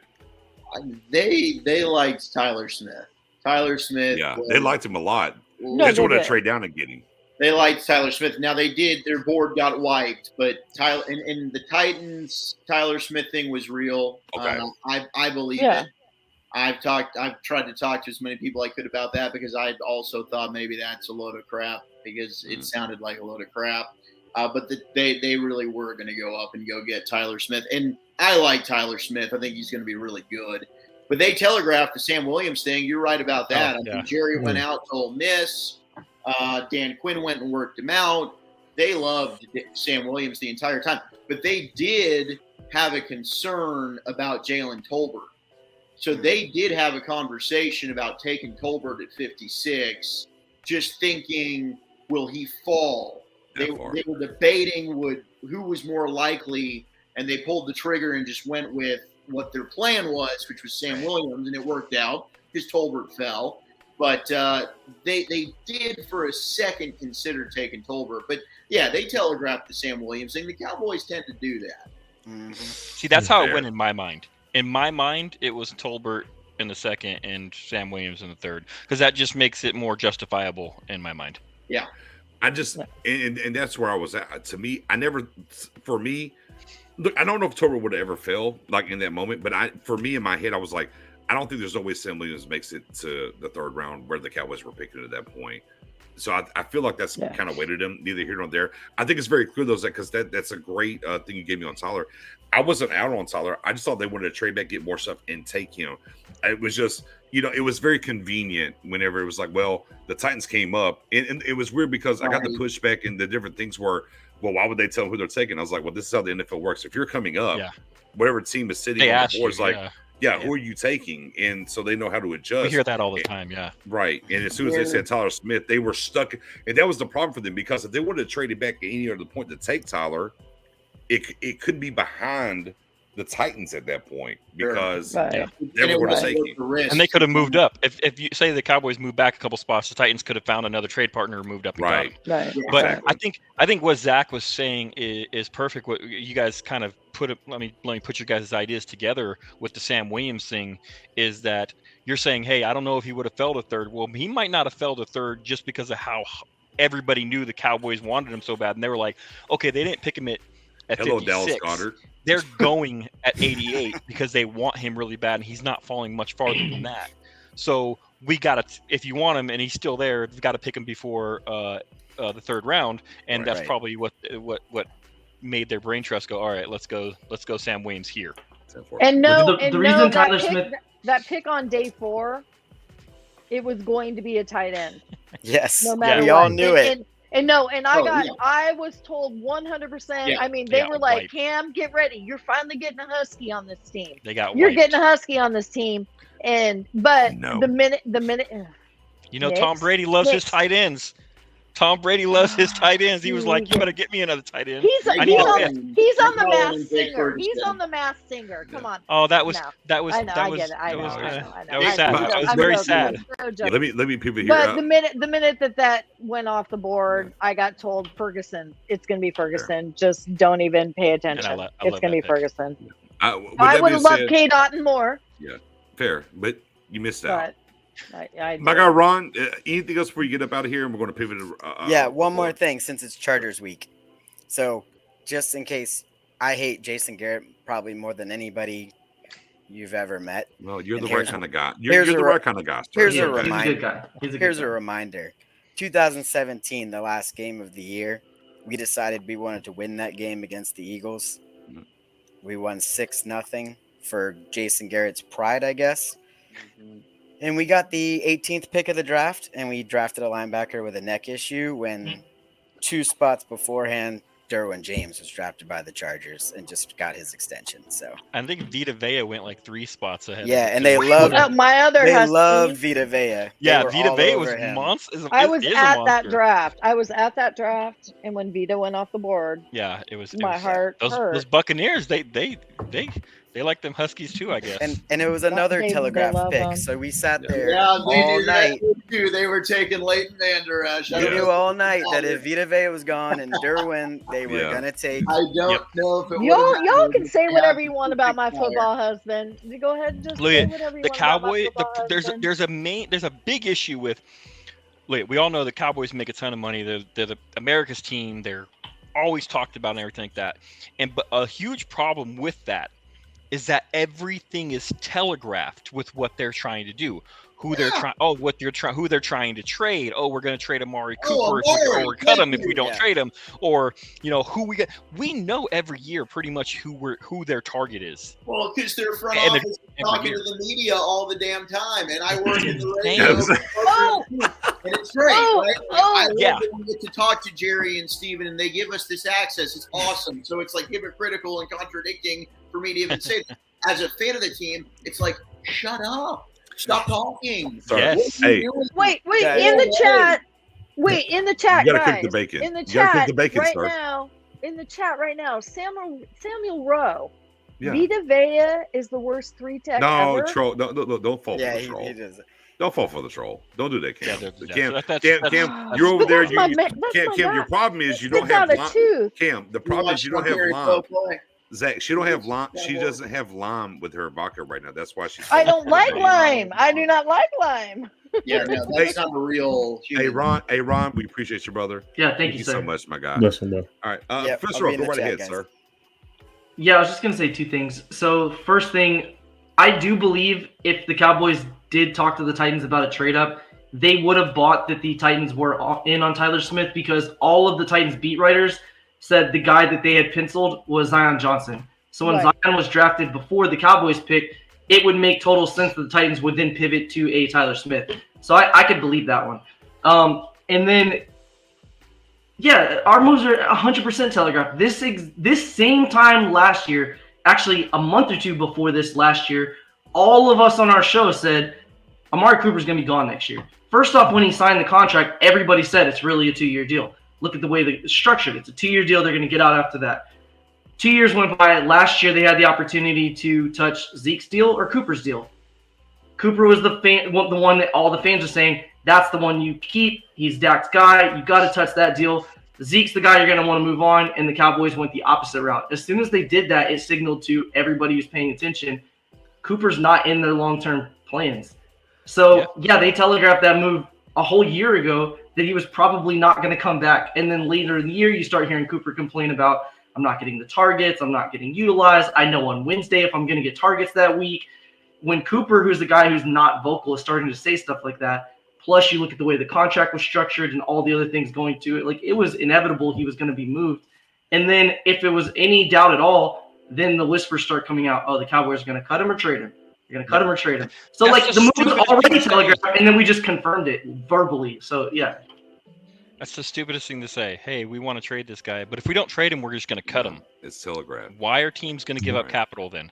Like, it just doesn't. And then we were like, let's just try the exact same thing with Collins. It works so well with Cooper. Let's just do the exact same thing with the top 10 right tackle in the league. Let's just say we're either going to cut him or trade him. But if you want to trade, go ahead. And then when the trades didn't come, we're like, okay, I guess we'll just. The one thing that always sticks in my craw is just if they would have just waited 24 hours and let Christian Kirk sign the deal with the Jaguars, they would have got more for Cooper. And that's always the thing for me. I'm just like, if you just waited to see the Christian Kirk deal, because you'd have to get rid of him until Thursday. It just probably wait. goes You up, didn't right? even have to get rid of him. Let his contract toll. It doesn't even matter. You didn't have to get rid of him. Look what the Baltimore Ravens did on draft night with Hollywood Brown. They got a first-round pick out of Hollywood Brown. Is that one and of then the Brown dumbest, went and signed a contract like Cooper.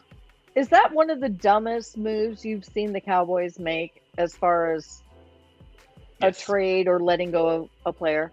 I mean, honestly. Well, Brandon Cooks was traded 3 times. 3 times. And every time got a first-round pick and something or a second-round pick and something. And 2 of those times were after he signed big deals. And we got a 5th and a swap of 6th. I'm just saying. Yeah. I mean, Zach, as you kind of see those kind of things, and you saw how it unfolded with Amari Cooper, what was I've heard you, but I mean, what was for those that maybe haven't heard you, and of course they can find you on G-Bag Nation. They don't know the face, y'all know the voice. G-Bag Nation 105.3 The Fan. As that unfolded early on in training camp, not training camp, I should say preseason. Not even preseason. Jesus Christ, BJ. Off-season. Right. Off-season. Yeah. The Cooper situation to you, and they talk about ability versus availability, and we maybe a little bit too. Did you get the shot? You missed the time code, whatever the case may be.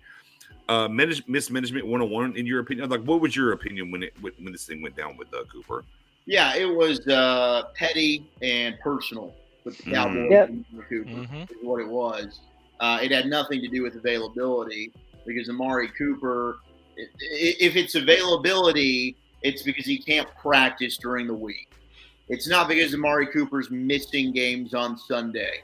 If you went to the Cowboy games, you'd notice Amari Cooper isn't running through the warm-up lines with the rest of the receivers. Why is that? He's in the locker room getting shot up with Fordall so he can make it through a 60-minute football game, sacrifice his body for the good of his teammates, and go out there and play and be the most reliable receiver you had on your football team. But yet he's not available. Right. Yeah. So the only games that Amari Cooper missed last year were due to COVID. Selfish. Didn't get the vaccine. Pissed off the Cowboys. And the second that happened, the second Amari Cooper was going to be cut, regardless on what happened. So, And how many players were vaccinated that still got COVID? Yeah. No, I mean, it's not even in no. We don't need to get into a whole vaccination conversation. Right, no. No, but I'm just saying. For anything that they could with Amari because they were fed up with, they felt there's always something, and it didn't necessarily match up with what they were paying him. Now, what you all were saying, the Christian Kirk contract, the other contracts we saw this offseason with receivers, now what Amari's making, it's like, well, hell yeah, I'll take Amari Cooper for $20 million a year. Absolutely. Right. Who wouldn't? It's absolutely cool. I think we'd all feel much better about Amari Cooper on this football team right now instead of getting a 5th-round pick. Now, your 5th-round pick ended up being Matt Waletzko. Don't forget, we swapped. We swapped 6. We swapped 6 as well. Oh, they swapped 6. Yay! Yay! Poor Matt Waletzko hurt, and he who knows if he's going to play for you this year. So, I hated every way they handled Amari. And I was told by somebody that knows Amari and that I trust, what they told him was he's not a fit in their offense. And if Amari Cooper isn't a fit in your offense, then there's a problem with your damn offense. Right. You remember when we said that? Remember when we said Honey Badger wasn't a fit for our defense? Like we did the change what your dynamics are, so you can get good players on your roster. Like maybe that's the issue. Yeah, I think the biggest thing for me, like going to last season and within the COVID or whatever, as he was coughing up a lung in New Orleans, this offense had problems. He gave us like 10. He gave us like 10 snaps, and guess what? Boom! You saw things happen. Yeah. And what was happening there within that Saints game, and I mean, it just. I always go back to this, Zach. I don't know how you feel about it, and I ask people every time they come up here. So, team building 101 is the big thing where for me, I just pull my hair out at times when with the brass, I guess we'll call it, of the front office as to how they team build at times and how they make these moves. Is that like frustrating for you on the same token, or do you see the realm like for you when it comes to this team building and the different? Take Amari out of it even for a second. No, take Amari out of it, but just in general how they do it. Yeah, the way the Cowboys team build, I hate it. I mean, I think that their entire way. First off, I don't think that they even have like what is their philosophy? What is their plan? Right? Identity. Like, exactly.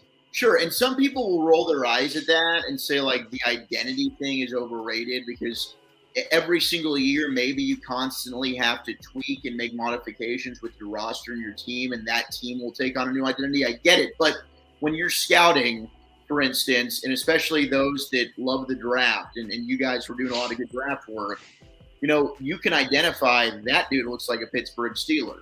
That dude looks like a Baltimore Raven.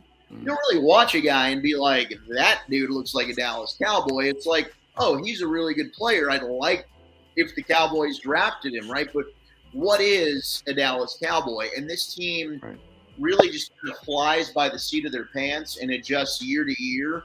And they're putting a Band-Aid on whatever is leaking this season. Right. But then next year, well, we got another issue here. Let's get another Band-Aid. Crap, 2 years later, that Band-Aid's fallen off. It's broken again. We got to figure out a way to fix it. So there's never, you know, that's why now the defense is good and the offense is struggling. 3 years ago, that was the complete opposite. It's like you got to offense, but you don't have the defense. But it's the Dollar Tree Band-Aids, though. Exactly. It's never coming together. You don't have that cohesive. Not even Dollar General. You said Dollar Tree. Tragic. Dollar Tree Band-Aids. It's a $1. Can I get Family Dollar? You can't get the expensive Band-Aids. Right? Nobody's ever on the same page because there's not really a plan. You've got a bunch of different people that are doing whatever's best for them in that moment. Okay. I mean, you're right too, though. Like if you look at Dan Quinn. Dan Quinn, we have a quantifiable, we have a pretty good idea of what type of players he likes. Like all of us, whether you're a casual fan, you're a diehard fan, you're a social media guy, whatever, we all know Dan Quinn type of guys. Like you can look at cornerbacks in the draft and say, that's a Dan Quinn profile. From the size, length, speed, that's what he likes. I'm a wide receiver guy. I love wide receivers. Like me and Kavanaugh are right there. Love wide receivers. That's what I am passionate about. Oh, he played. I can't tell you which wide receivers are Kellen Moore guys. Like I don't know. I don't know what a Kellen Moore wide receiver is. I know that the Cowboys have a size profile they like, but I don't know if Kellen Moore specifically has a type of wide receiver he wants in his offense or a certain type of tight end he wants in his offense. Like I can't look at a draft pick and say, "Oh, that guy's a Kellen Moore guy." Sure. I can tell you that Kellen Moore doesn't want big, lumbering, tall receivers. Kellen Moore wants receivers that are more agile and quick and decent route runners. He wants guys that kind of fit into the mold of the Boise State offense. And you're not going to get that Cortland Sutton or DK Metcalf guy in. That's not the type of receiver he wants here. Like I'm not like 80% of the guys then are still fit in that mold. I'm not talking about like the he went like DK Metcalf, but like that big guy who just runs the 9 route. You know what I mean? That's wait. Stop. And you might say that's what we're missing. No. That's what Gallup is. Like the problem with Gallup, in my estimation, when we talk about Gallup, is they pigeonholed him to like a certain 3 routes. Yes. The problem is when you look at and you go all the way back to him at Colorado State, is most broken tackles in the nation. Yep. And I said it before, if he was in the SEC, he'll be in a first-round pick, not a third-round pick. Absolutely. I've been on that toe. The problem is for the Cowboys, they don't give him the opportunity here to do different routes. He's the 9 and the out guy, and maybe a little comeback. He's a sideline toe guy. drag swag, as we talk about when it comes to Gallup. But that's just how they've developed him in this offense. But that's to my point. Look at he plays that type of style, but he's not that big physical receiver guy. You know what I mean? He's not that DK Metcalf or Cortland Sutton size type of, and that's just a receiver that Kellen Moore doesn't favor in his offense. He favors, mid-sized guys. I mean, he was right. So I mean, I guess technically he was prior to him being the OC. I'm kind of faded on that part of where Gallup came into the fold before he was the OC. So he actually became into they drafted Gallup when Moore took over was first came into this the Cowboys as the quarterback coach. Right, there it is. That's where there was the development. Because if you look at the wide receivers since Kellen Moore, maybe there's a type. And as we talk about, the Cowboys have a type. But I'm going to pivot from there because I don't want to keep my guy too long. We're at 11 o'clock. He's been rocking with us for a long time. I have two. Oh, he said, "Oh, you with the? Did you see me with a little smudge?" You're okay. Okay, but I do have two questions that I've held. And for those that are in the space, I saved this one for the show. I'm gonna do this one first. So, the big conundrum is for me and us around in here, this Connor Williams versus Tyler Smith. Like, what's going on? What's happening? Like, he's getting he's getting way more, first team reps or whatever. I go back to the Broncos practice. And if you go back to the practice tape out there, Eatman, the hour and 40-minute mark, 5 seconds if you want to start there. He had the comment and said, well, he's getting more reps because they're trying to get him ready for the availability of Tyron. And he kind of stumbled over Tyron Smith's name, but then he doubled down and said it 2 times. He made sure it was Tyron Smith. The availability of Tyron Smith, because if he's not available, he'll start. That's all he said, though. He never said anything about Tyler. That's what he said. Right. So I'm like, well, let me connect the dots. Real quick. That tells me, well, if he's starting at the guard, if Tyron's not out, then you're Tyler's going to be your left tackle, but you're not giving quote unquote reps to currently. That's an intriguing point. Then pivot forward to the next side of this, and what I heard from Nate Newton on Hanging with the Boys said, hey, he doesn't know the playbook, is what he said. And then he kind of was like, well, Nate. He was like 3-man drop. He didn't understand where to be. So I'm like, oh, okay. So Nate, are you telling me it's a playbook? Or are you telling me it's technique? Like, what does he need to do? So would you, in the realm of where we are currently, is it more about, because the one thing I didn't like from Even was McGovern has to get a lot of these snaps or whatever to get ready in case. All right, bro, he started 4 games last year. Right guard, 3 at left guard. He's going to his 4th year. He should understand what it is.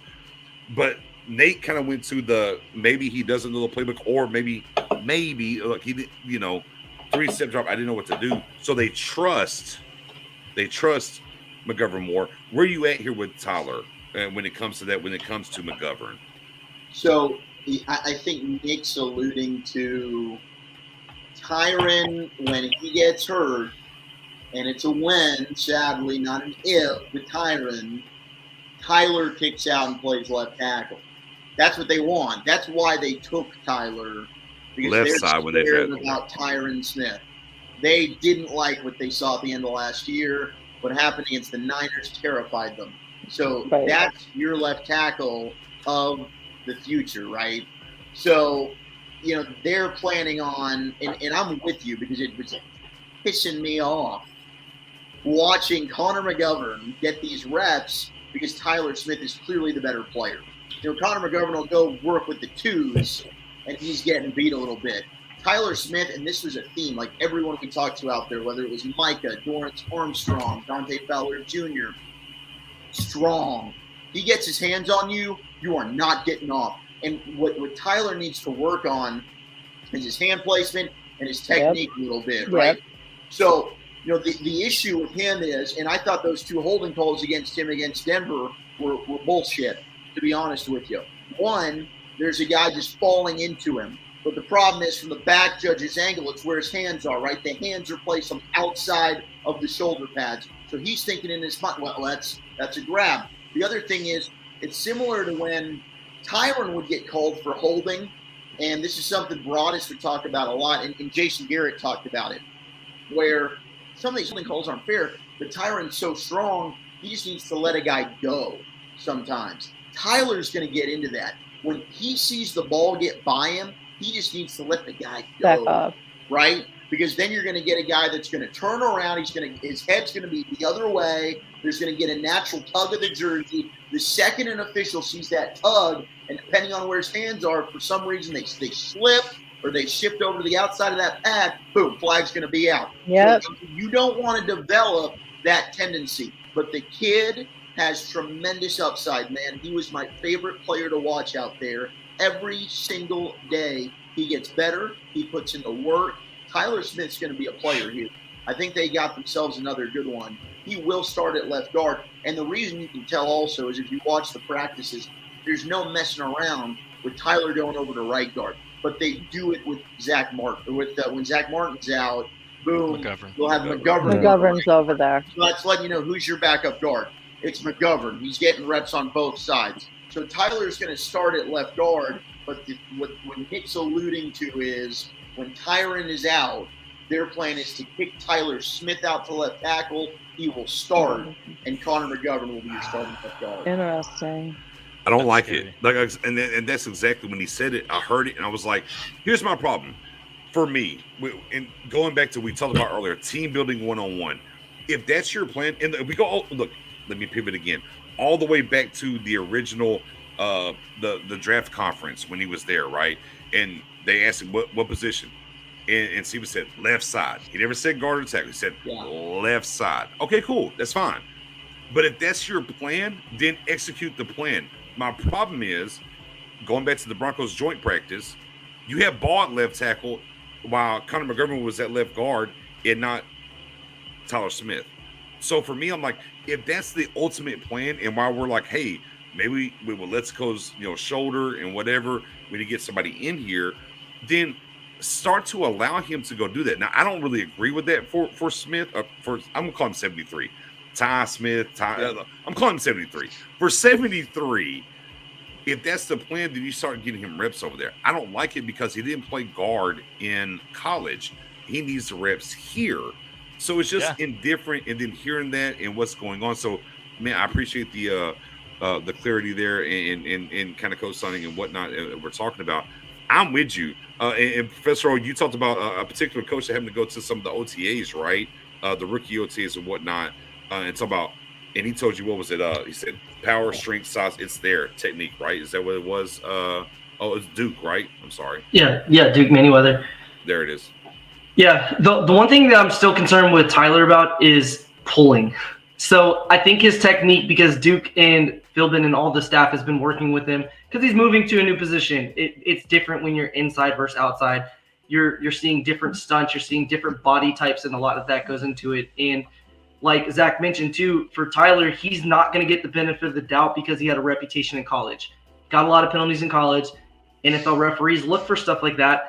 And if he's called early in the season for a hold or two in the first few games, that trend will continue. What I'm a little bit concerned about is one thing Connor Williams was really good at was getting out in space. He was an athletic guard. He was able to get out in front. He was able to use some of that athleticism.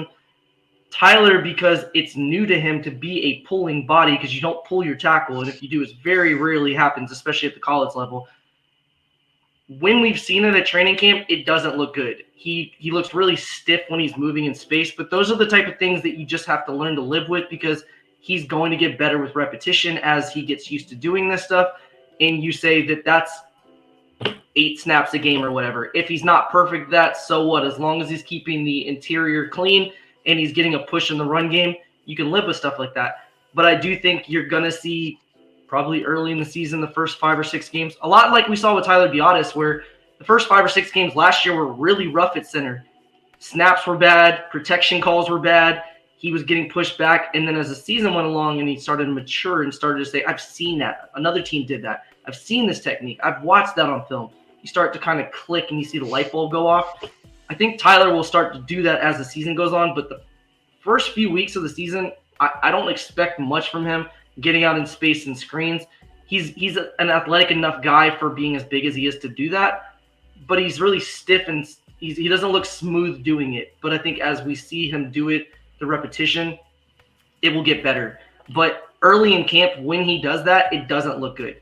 Like we've seen LVE, light him up. We've seen Marquise Bell give him the business when he's moving in space, and those are guys that he should be able to beat in that situation. Again, it's just new to him. So that's really the main concern I have with him. I'm going to live with him getting penalties because young players do that in general. Dallas Cowboys, no matter who you are, do that in general. We get a lot of penalties as a team. And a guy who has somewhat of a reputation from college of doing that will probably get penalized. I can live with that if he can keep the interior clean, if he can get a push in the run game.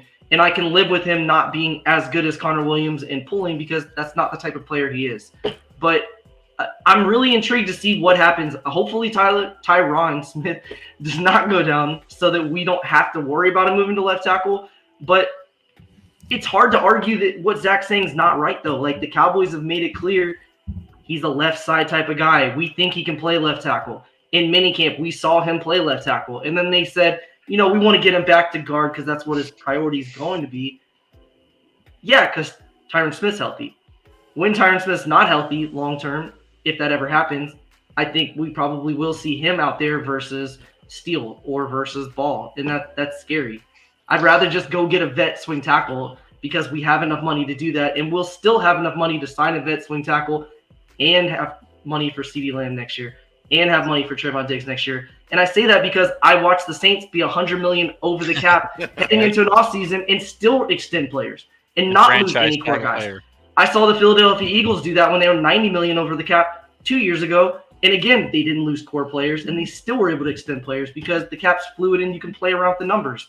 Yeah. So I hate that that's the excuse and what they sell to the fans because it makes enough sense that people are like, oh, that's logical. Sure. We have to save money because we have good players. Most good teams have good players, and most good teams don't have to kick $20 million every year and defer, not every year, but defer to the future because they know that they can move the numbers around. They can extend players. They can restructure. They can add voidable years to contracts. They can do a lot of stuff to free up that cap space. So I kind of hate that they're selling that, but there's swing tackles out there that would make all of this offensive line equation make a lot more sense, but it looks like the Cowboys are not going that route. So that's kind of scary. Yeah, I've been critical of Tyler Smith when we drafted him. He wasn't the guy who I wanted. But you guys aren't wrong. Like, the guy has tremendous potential. Like, he has the potential to be a really, really good guard in this league. How good of a tackle he can be, I'm not sure. I just don't think he has the best. He's built as a tackle. I think he's better built for the guard position, especially with his strength. But you know what? We'll have to see down the line. But I think he has a lot of potential to be really good in this league. But it's going to be a struggle at first. And since his technique is a little sloppy, he keeps his hands down too much. He's getting better. They're working on that with him. But it can get him in troubles at times, and that's where a lot of the penalties come in. So I think he'll be fine as long as we keep him at left guard this year and just, I know we all say, knock on wood, pray that Tyron Smith stays healthy. It's not happening. It's just hard. We already see him having injuries already in camp. So just keep in mind, there's nothing Jerry Jones would not do to win a Super Bowl except sign a swing tackle. Exactly. Add to the list. Right. But I mean, it's just my issue. Well, I don't want to say issue. Just in general, we're talking about the switch in the hands and the technique and all those things. You know what happens? Reps. You know what happens with those reps? First team and getting the majority and those things, and just kind of what you want to see. So we'll put a pin in that when it comes to him in that spectrum and see how things roll from this point moving forward.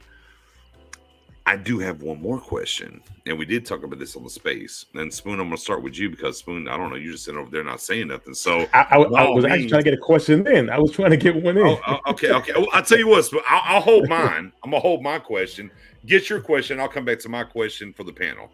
Well, my first question is, Zach, has the Cowboys' investment in Kelvin Joseph changed since the emergence of Deron Bland, in your opinion?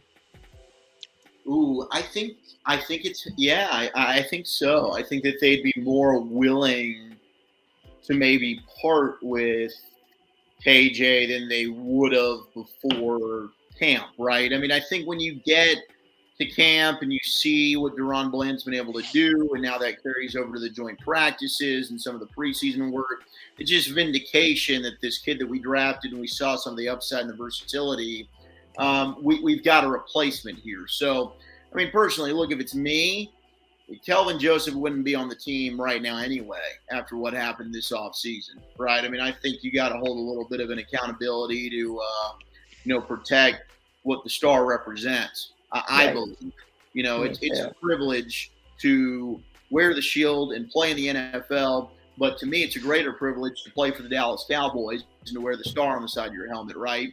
You're America's team for a reason. And if you're not going to go and do and carry yourself and understand what that takes up, it takes a special player to get it. Like, that's why Emmett's my favorite player of all time. Emmett got it, man.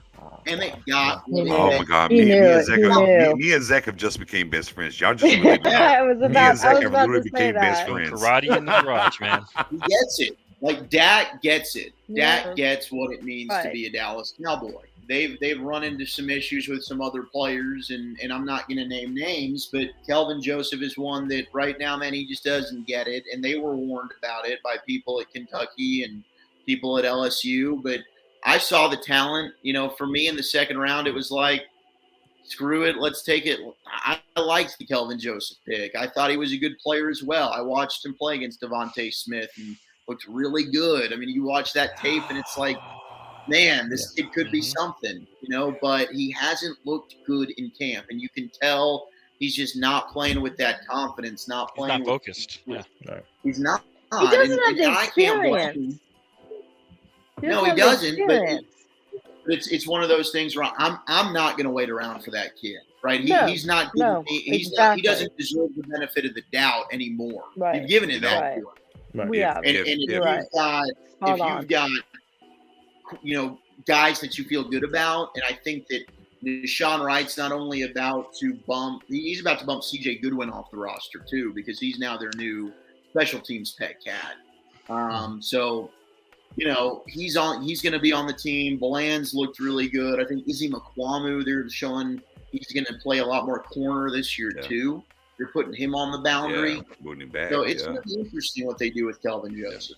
Spoon, you got a second question, then O's got a question, and then I'll go on for the panel. We'll get out of here, maybe. Okay. Yeah, I'll go late. I know earlier you said Nick's never stops. Zach, in case you don't know, Zach, they're trying to tell me, like, I just keep going and going about the energy. Look, I don't really go that long. Don't listen to them. Nix, what's your longest? Zach, no, Nix, he's been good this year, getting us out under 2 hours. He's been good. Zach. No, I need Nix to tell Zach what his longest space has ever been. We don't even talk about that. Zach was here in the draft. Day 2, we were until 4 a.m. Eastern time. I was like, I got to go to bed, man. Zach does not care about that. It's been longer than that. There's been people who've gone to bed, woke up, and Nick's is still on a space. Was it 8 hours? All I'm saying is if this was Madden, Nick's would be 100 in endurance. No question. Hold on. Nobody would even argue that rating. Listen, Zach doesn't want to. Zach doesn't care about that right now. Guys, let's when he asks the question, or we will be here for 3 hours. Let him go. I know earlier you said that you feel that Sean Payton will be the Dallas Cowboys coach next year, right? Now, would it be Sean Payton becoming the head coach with full control, or would it be the same situation with Mike McCarthy where Kellen Moore is forced on him? Oh, I don't think that if Kellen Moore's here, it'll be because Sean Payton wants him here. It would be, if you mean full control as in coaching staff, yes. That'll be Sean Payton. Full control as in, personnel decisions. That comes with being part of the Dallas Cowboys head coach. It's different. It's different here. But Sean Payton knows how that works. I would more say that importantly, does he keep Dan Quinn? Oh, I think he's got a good relationship with Quinn. Look, if Sean Payton's not the head coach next year, Dan Quinn will be. But but my question is, if Sean Payton is the head coach, does he keep Dan Quinn? Good question. And I would like to. It depends on Dan Quinn, in my opinion. I think Quinn would take a head coaching job. It depends on Quinn, depending on what's available. Yeah. It depends on Quinn at that point. Does he want to be with Micah Parsons long term? Yeah. Or does he want to, hey, Peyton's coming in here, I'm gone. It really just depends on him, in my opinion. Because you have to remember, he literally looked at McCarthy and said, hey, you want to get up out of here? McCarthy's like, no. we're good. Best for the Cowboys. Stay here. Best opportunity for me to keep my job here is for you being here. But now, if you pivot into Payton coming here, that depends on how Quinn is and how he's built. And sometimes these coordinators are built to, like, if they have a special talent, and we think that Micah is, and maybe even Diggs in that realm, right? If he wants to be around that, then that's up to him, because he had a taste as a head coach or whatever. It's really between the ears of Quinn. If he wants to be here, I think in my opinion, I think Sean Payton would Quinn, you can say. Oh, yeah. On the backside of that, to me, it would be more Quinn. Look, I don't think Kellen Moore will be here. Honestly, if Sean Payton comes here, I think Sean Payton's calling plays, period. We'll see you later. We'll see you later on that front. So I think on Quinn, it would just be more. I think Sean Payton was like, no. Kellen's gone. Hey, Quinn, do you want to be here? And if Quinn wants to be here, I think it's fine. But if not, then Sean Payton's like, all right, cool, and then we'll figure it out. I just want to say one thing about if Sean Payton does come and the control aspect.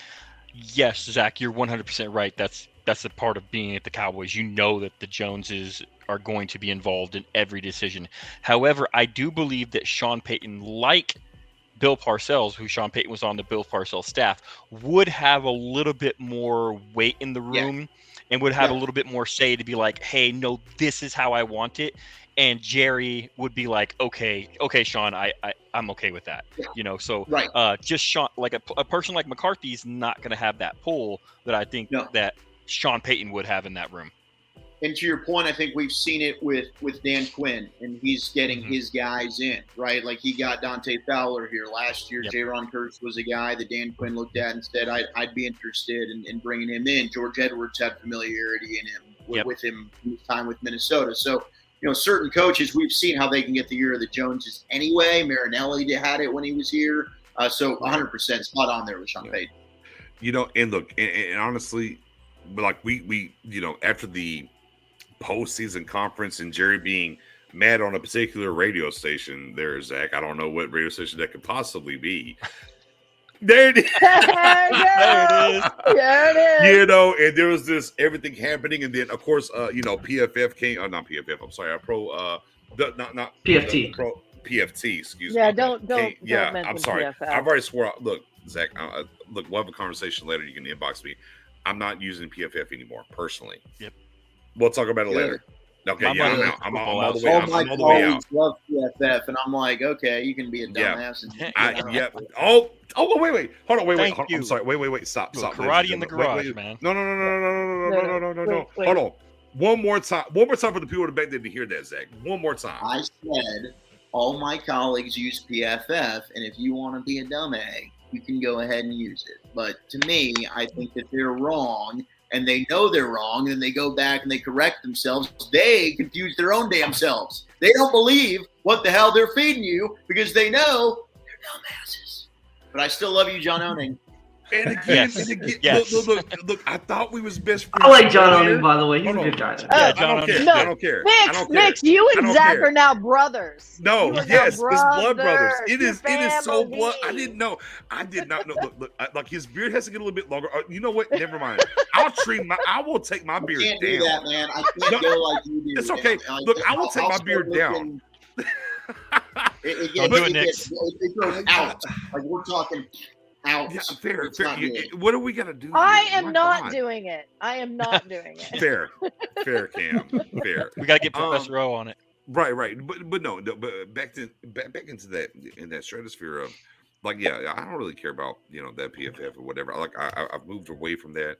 It is what it is. But it's just it's funny how people like to cherry pick, and that's what I really got to. And then we saw PFF do this with the backside of Diggs, and then now we did it. We redid it. I know he's number 2. Oh my God, he's number 2. I was like, see, and that's exactly why I was like, oh, say less. I already swore y'all off, and then y'all did this. I got it. But back to the PFT side of things, on the Sean Payton side, is as all that was happening with that particular radio station when Jerry was mad. There was a trade. There was the trade that was already set up in 19 and all these different things and so on and so forth. The one thing I always said was this, and I think people, to me, I don't think understand A lot of people don't. I think there are people that do, obviously, but I think there's a lot of fans that don't get it. Like, it's not about the house and all this different thing that we've heard over the years. Jerry and Sean have a different kind of relationship than a lot of people understand. So that's the intriguing part to me of if it was to come to fruition. And again, I don't like really having these talks of the season and got here. We're kind of moving around and doing whatever. But, Holly last week, the epicenter is we're talking to guys that are there and we're having that conversation is like that relationship is very different than a lot of people really understand. Can you speak to that relationship that Jerry and Sean have, or? Well, yeah, I mean, he's the one that got away, basically. Yes, that's exactly what I was going to say. That's how it is, right? He would have loved, and if my computer dies here, I'm very, very sorry. But he's like he wanted him to be the successor to Bill Parcells. Unfortunately, that didn't work out. He goes and gets the job in New Orleans, and the rest is history. But we know there's always been that flirtation. Like Sean Payton's always had a house here. He's always lived locally. I mean, that movie that just came out on Netflix when Sean Payton suspended. I mean, he was coaching in that was a Flower Mound private school. No, it was Argyle right down the road from me. It's Argyle Liberty Christian. Yes, Liberty that's Christian. Right. And Yes. it was his fifth grade team. His fifth grade team, and they were running plays that fifth graders don't know how to run. Right. Yeah. Right. So I mean, and that's one that always, Jason Witten's at that school now. No question. There's always been that mutual understanding and vibe back and forth between Jerry and Sean. And I think just being the head coach of the Cowboys, that's also something that Sean Payton understands. And just like Bill Parcells was attracted to that, Sean Payton's attracted to that. Yeah. And Parcells Sean Payton can text Jerry right at 3 a.m. going, "You up?" Yeah. Come have a sleepover. Yeah, that's how you come spend the night. Right. Bring your sleeping bag. Yeah. Sean's got a room in the house, man. You up. Yeah. Yeah. And Zach said a good point because Parcells said, "Hey, look, as it being the Giants and what he did and everything is to go." He was like, every profession there's a spot, and he kind of alluded to like, hey, no matter what y'all want to talk about, and then this is the spot. So, well, we know in 2019 that the Cowboys tried to trade for him. So. Right, next, yes, right. Yeah, Zach's computer's about to die. Professor O, I know you got another question, and then want to end on my on my question after that. Go right ahead, O. Yeah, I'll be super quick or as quick as I can with this. But don't die, Zach. Get a charger as quick as I can. I'll be quick. I can grab a charger. I just feel bad moving. Well, no, get a charger. Go. Get a charger. I'll wait. We got to show the back end. With that being said, Spoonie has been way too quiet. I don't like it. Spoonie's been over there like he's like, oh my god, I'm enjoying life. This is great. I'm hearing everything. The whole nine. It was great conversation. Great education for everybody. I'm just enjoying it.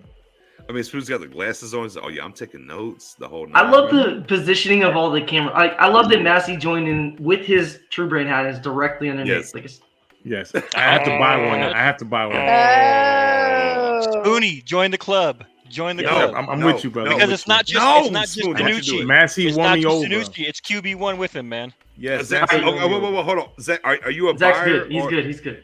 Yeah, but are you in and out on the upside down Dallas True Brand hats? Where are you at? Where do you reside? The first time I saw it, I'm going to be honest, I was like, does this person hate Dallas? Is this disrespectful? Yeah, right. But now, but I mean, I'm indifferent. Really, it's not my cup of tea. But I'm that's okay. That's where I'm at. If you like it, I don't get it. I don't get it. I'm just like, if you like it, it's cool. BJ. It's just not for me. I want to ask you a question, BJ. Yeah, go ahead. If it took the Cowboys to win every game and go all the way to the championship, you have to wear that hat all year round. Would you do it? Stop, Spoonie. That's a layup drill. Like, that's not even hard. All right. Like, I do want to know. I mean, look, I believe everybody on this panel right now, right? If y'all were on 105.3 The Fan and G-Bag Nation, if it said, hey, guys, if y'all wear a hat, this is the only hat for the entire year that you have to wear during the season, not the entire year, just the season, and the Cowboys are guaranteed the Super Bowl, It's a slam dunk. I mean, I wear a rowdy head every episode. It would. That's what I would do. And that's I would big. take one for the That's big team. That's big. I'm gonna go back to a playoff game last January where a certain Knicks and a certain Spoonie were there, and I was told I had to slam tequila. Well, hold on, wait, Kim. Nobody's ever had to tell you to slam any tequila. Let's be honest. We just had it available. No, I got told I had to drink that tequila if I wanted my team to win. Well, that was we were buying That's true. It was a fact. Please tell me the difference between that and wearing that hat. Well, there was a guarantee behind that. There was a guarantee of if we wore the hat, we would win. So there was no guarantee. So you're lying. You were lying to me. I spent a lot of damn money. I wanted to win. That's where we were. Okay, no, how about that? My problem with the hat is here in Texas, we hear guns down, we hear horns down, and having that name upside down. Not moving you. Correlate Is it with like it. this to you? Is that what? Well, I love horns down, so this is perfect. Oh, okay. This is you. Guns down. You know I'm what? all about Actually, guns down, now I forgot. Mass is a California guy. He's a USC guy. Fair. It makes a lot of sense now. But with that being said, we'll pivot back. He found the charger, ladies and gentlemen. He found the charger. So, Nick's got you for 2 more hours. Yeah. No. I will not. This is they're peer pressuring me into being this late. I won't do that to you. I'd call it off before then. Thank you. Again, this is my brother. Y'all already forgot. Man, we're brothers now. I'm about to trim the beard. It don't even matter. Y'all can't keep me here. Go ahead, ask the question, man. All right, so it's kind of a "Am I crazy?" question. So that's basically what the question is. All right, so the last couple weeks in particular, especially with the ascension of DaRon Bland, because originally the conversation around Kelvin Joseph was they may not want Nahshon Wright to be cornerback 4 because if Jordan Lewis goes down, what does that mean for Nahshon Wright? Because he's not going to play slot, which means you have to put him outside, which means you slide Anthony Brown inside, and it kind of changed the dynamics of the cornerback room. But now that you have DaRon Bland, who we saw when Jordan Lewis went down, take cornerback 3 snaps over Kelvin Joseph, and you're starting to hear comments more often from people like I saw Bobby Belt say, if you're looking at training camp and including Mukwamu in the conversation, Kelvin Joseph's really been cornerback 7. And we're hearing Nick Eatman on the .com mention, I don't know that Kelvin Joseph's safe to make the roster. My theory that's just kind of popped up in the last week in my mind is I see this being a Reggie Robinson situation. I think it's hard for the Cowboys to say I drafted him in the 2nd round and I'm cutting him this year. I think he'll have a 2-week audition. And if they don't want him on the 53-man roster, there will be some injury and he'll be IR stashed for the year because it covers them for 2 reasons. First reason, it doesn't make them look bad that they made this bust of a pick in the 2nd round. It gives a whole another year for that to kind of filter out and people not really be as upset about it. And then 2, Anthony Brown and Jordan Lewis are free agents next year, so they can run it back one more time and give it another chance. So am I crazy that if in the next 2 weeks he doesn't solidify his spot as being a top cornerback, he will be IR stashed. They will find an injury to sit him so that they can save face. Do they have to prove the injury? No. I like that, Professor. Oh, okay. They don't have to prove the injury? You're not crazy. You're actually ingenious. That's brilliant.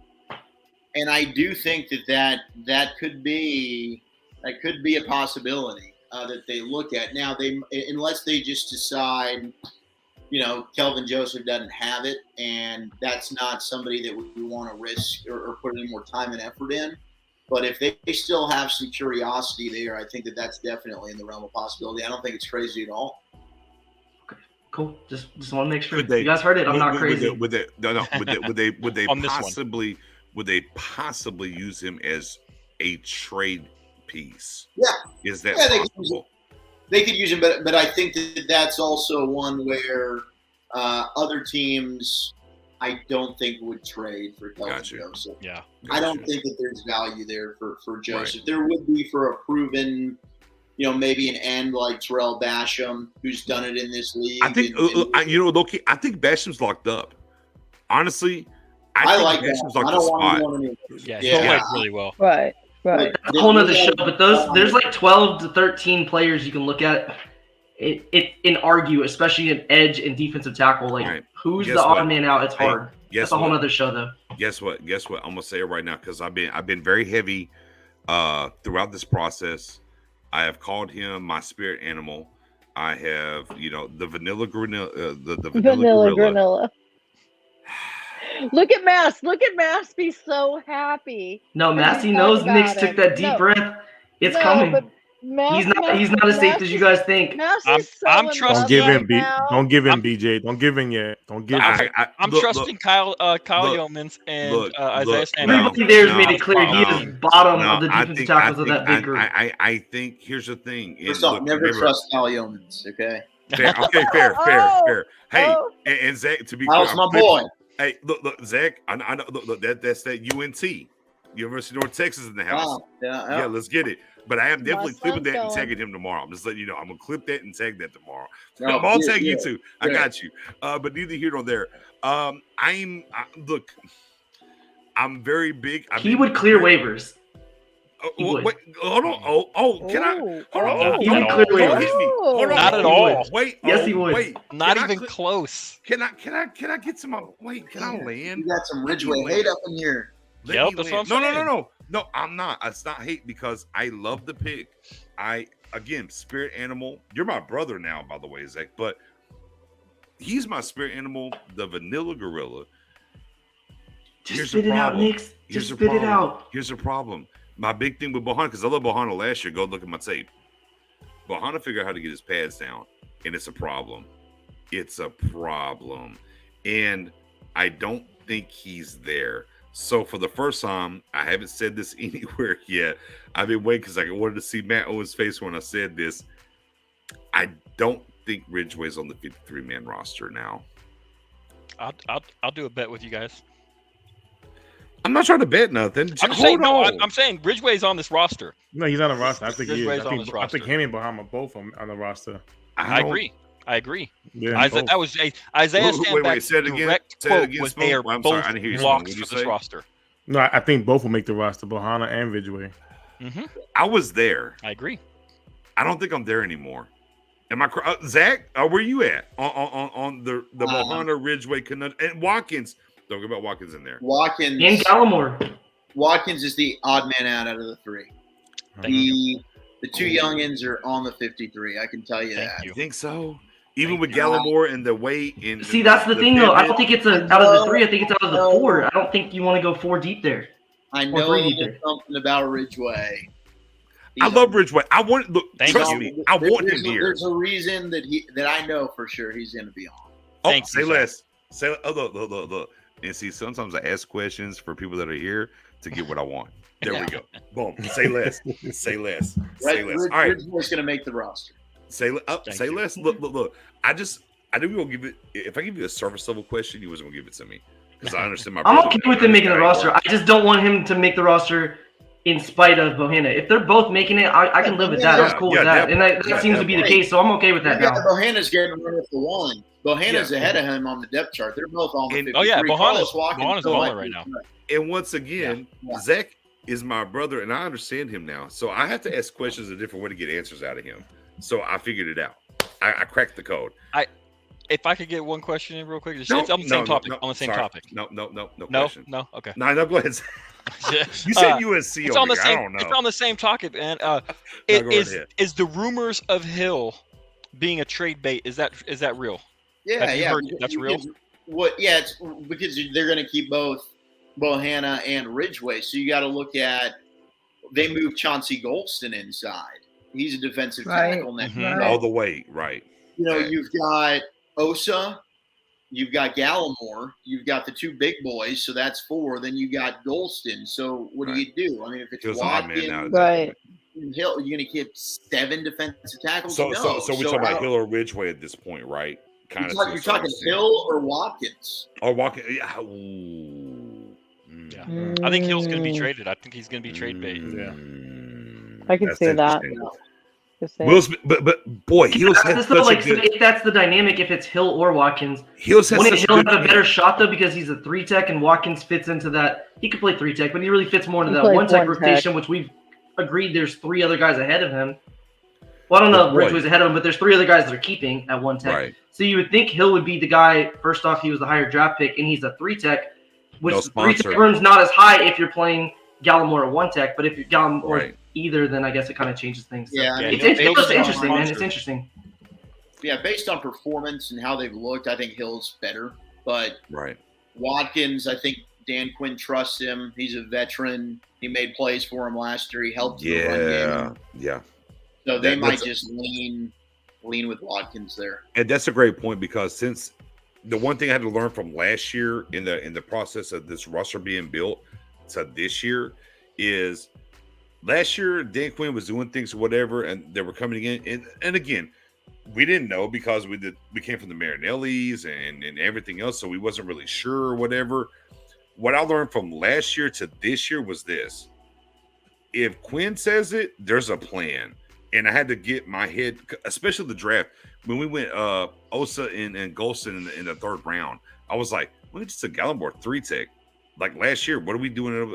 And in my head, I was like, are we going 3-4? Like, what are we talking about? Like, oh, wait, are we pivoting? But then as we talked about over the year and whatnot, we saw things happening. We're like, okay, so anybody that Quinn's laying hands on, which is very different in Cowboys land, any coaching staff that we're talking about for the past 10 years, that in and now, is he has a different cachet, I guess we could say. If he's saying, no, I want this guy or whatever, and no slight to George, because I think George Edwards doesn't get enough credit on this coaching staff. He really like the things that he does here is kind of very much under the radar and doesn't get talked about enough. But in general, if Quinn has the idea and he's talked to his guys and Edwards is in the building, if they're coming here, there's a distinct plan. Like we talked about earlier tonight of what's the identity? What's the guy wide receiver? What are we doing? That's not a problem on defense. Like if it's coming here now, what we understand now is this. There's a plan and there's something happening. So that kind of gets me back to Watkins. And look, I know that Hill has had a great camp. He doesn't have the sponsor. He's not their guy. So even though he's doing really good, his value per se. Now we know that Stephen Jones loves the comp pick per se. If you let him play this year, he can leave and get the comp pick. But if you have to make a move, you have to cut him, and you can sell him high at this point and maybe get a piece. So that's the intriguing thing. Like to me, the most intriguing thing on this 53 is how they develop this front 7S quote unquote D line. Boy, call Vegas. I bet there's some good bets on Vegas on who's making it, who's not making it, and what you want to talk about. Yeah. Well, and to your point about the 3-tech, they moved Sam Williams in there a little bit too. They've been playing him all over the defensive line. So Sam Williams, they might like getting some rush in there as well. So they got some options along the defensive front. They got a lot of versatility, man. That is the best position group on the team, I'm telling you. They're fun to watch. That D-line is going to be nasty this year. Is it Liam or Maher? It's Maher, right? We all kind of agree it's Maher. After today, it's Maher. Yeah.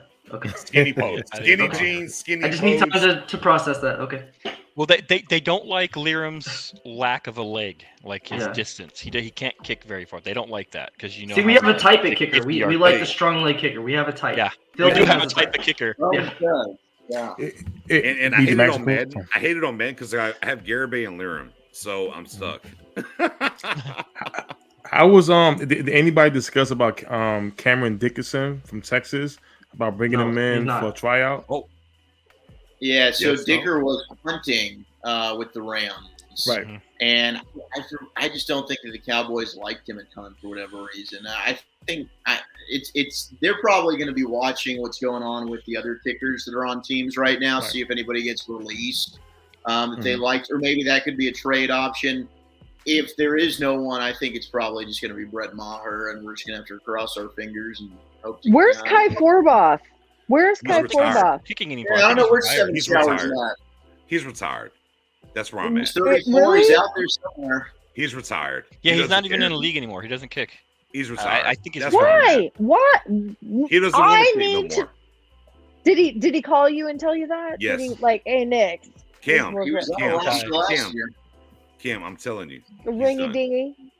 He ain't been in no camp. Here, I have to come to the. I'm with you. Here's my thing.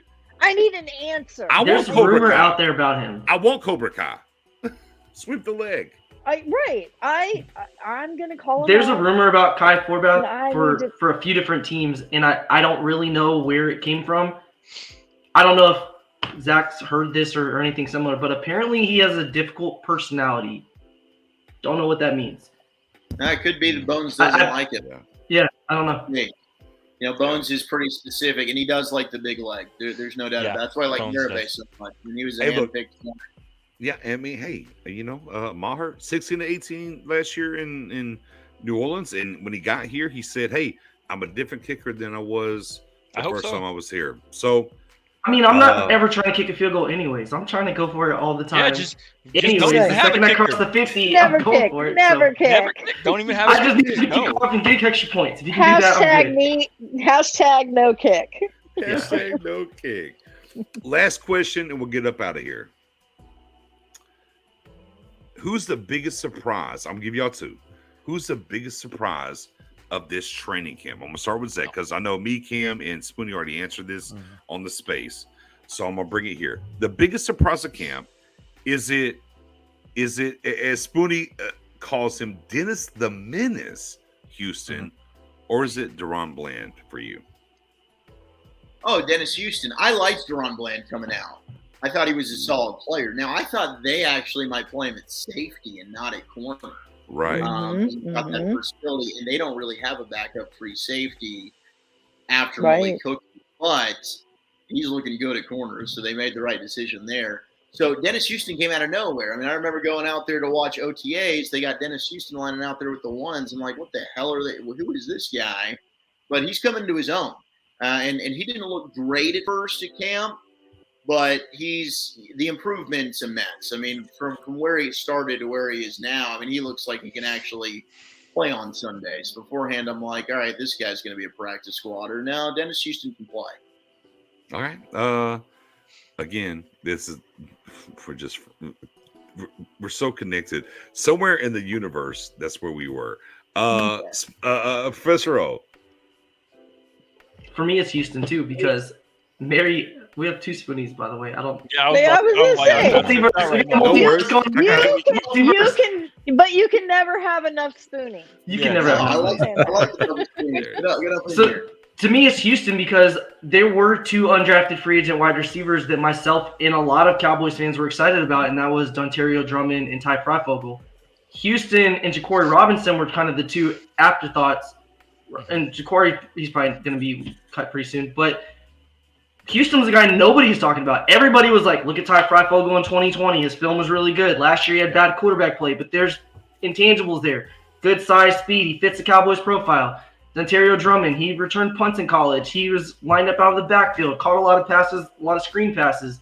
He's good with the ball in his hands. He's a yak guy. Like, a lot of those things fit what the Cowboys, what we think the Cowboys like. Houston was the guy because he went to a smaller school, wasn't as much film out there. A lot of people weren't really as familiar with him. I didn't have any expectations. In fact, Mariella asked us in our group chat like 4 weeks ago, tell me about Dennis Houston. I was like, I don't really know that there's much to tell you. Freifogel and Drummond have a better shot because that's kind of what the group mind thought was. So for me, it's Houston because he wasn't a draft pick. He was a small school guy.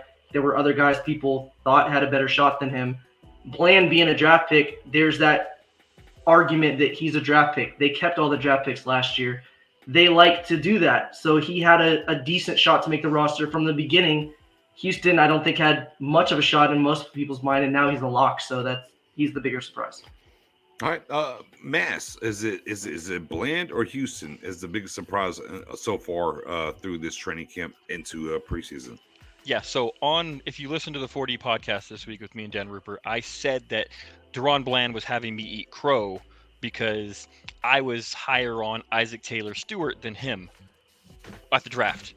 So obviously USC. Isaac Taylor Stewart has not played up to. I thought they were both practice squad players, but Isaac Taylor Stewart has not played up to what I thought he would be, even with saying he was a practice squad player. And Bland has obviously balled out. So my wife's baking the crow pie for me to eat. But it's still Dennis Houston. Dennis Houston came out of nowhere. There was people at least be like, okay, Bland has some skills, he has a chance. Like I didn't even think Dennis Houston was a practice squad guy. Like that was my thinking. And I posted this on Twitter today. Dan Brugler is the god of the draft. Like he is, in my opinion, the very best at evaluating the draft picks. And he had him as wide receiver 85 in the draft. Not like the 85th, like what the 85th ranked wide receiver in the draft. That's where he had Dennis Houston. So yeah, it's Dennis Houston by a long mile. Like he's come out of nowhere, and it's not even like, hey, he's come out of nowhere and looks like he's going to make the 53. This guy's running with the ones. Like I get Gallup is out, but like this guy's running with the ones. So yeah, Dennis Houston, much kudos to him because he's putting in the work. It's important. Spoonie. Yes, sir. Oh, Dennis Houston, of course. It's like I said in the space. When that Hail Mary touchdown Dak threw against the Chargers at the joint practice, it was intended for Simi Fiyoko, it looked like, and Dennis Houston just went up there and snagged it. It tells me, it tells me that he wants it. He really wants it. When James Washington went down, we know that Amari Cooper's not here. This is the time where the wide receivers know there's an open spot, there's competition there. And, guys like Noah Brown, who's been here the longest tenure out of all the current wide receivers, we always think that he should have the upper hand, but then he's steadily climbing that board. He passed Noah Brown, in my opinion. I love Simi Fiyoko, but I think he passed Simi Fiyoko. Don't get mad at me, Miss Campbell. Don't get mad at me, please. I've got a rebuttal for it. And I don't want to say this to, it's just an opinion. I wouldn't be surprised if this conversation about his growth over Jalen Tolbert, about as far as playing time, I wouldn't be surprised. I'm only saying that because we're not normally. You want to hear more about your second round draft pick. That's an automatic starter. You're hearing too much about the Houston. Third round. Excuse me. So I'm thinking that I wouldn't be surprised that he takes over. So wait. So when you think he can become the third / maybe second wide receiver on this? Yeah, I wouldn't be surprised. Wow, clip that. Okay. I mean, sometimes you got to take a leap of faith. Sometimes you got to put it out there, but it's the way it seems like. I mean, that's fair. I mean, the Cowboys have hit on an undrafted guy before, aka Miles Austin. I mean, okay, all right. Nick just said receipt. I'm taking it. Oh yeah. Go grab that receipt there, Mancy. Grab that receipt. Hold on. Oh, here's the thing though. It's not bad because you didn't hashtag the route. That's only on. It's only bad. Yeah, it's only bad if you did it. With that being said, wait, hold on, wait. Real quick, let me get this because Toxic hit you. So are we, but you just said 2 or 3, saying that Houston is going to be Victor Cruz good? No, let's take Victor Cruz out because he's a giant. Miles Austin.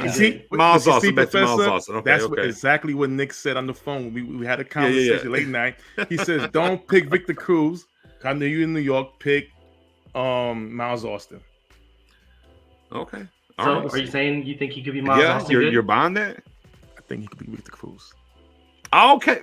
Say less. He said, I think he whispered. Say less. He did all that. He did all that build up and then said Victor Cruz anyway. So, but with that being said, Cam, Houston or Bland? So I to be transparent, and I was in the space. I came into the draft being a fan of Bland and Marquise Bell, 100%. Like completely believed in both of them.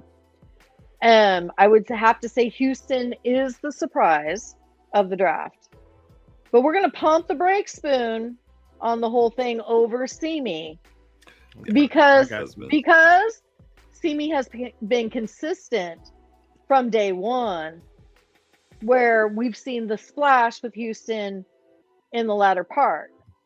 So I have to look at consistency all the way through versus we had a good day or two here. So I'm going to give it. Houston is a very pleasant surprise. And like I said earlier, I'm very happy that in the wide receiver conundrum that we have been in, that we have two guys that we're legit talking about.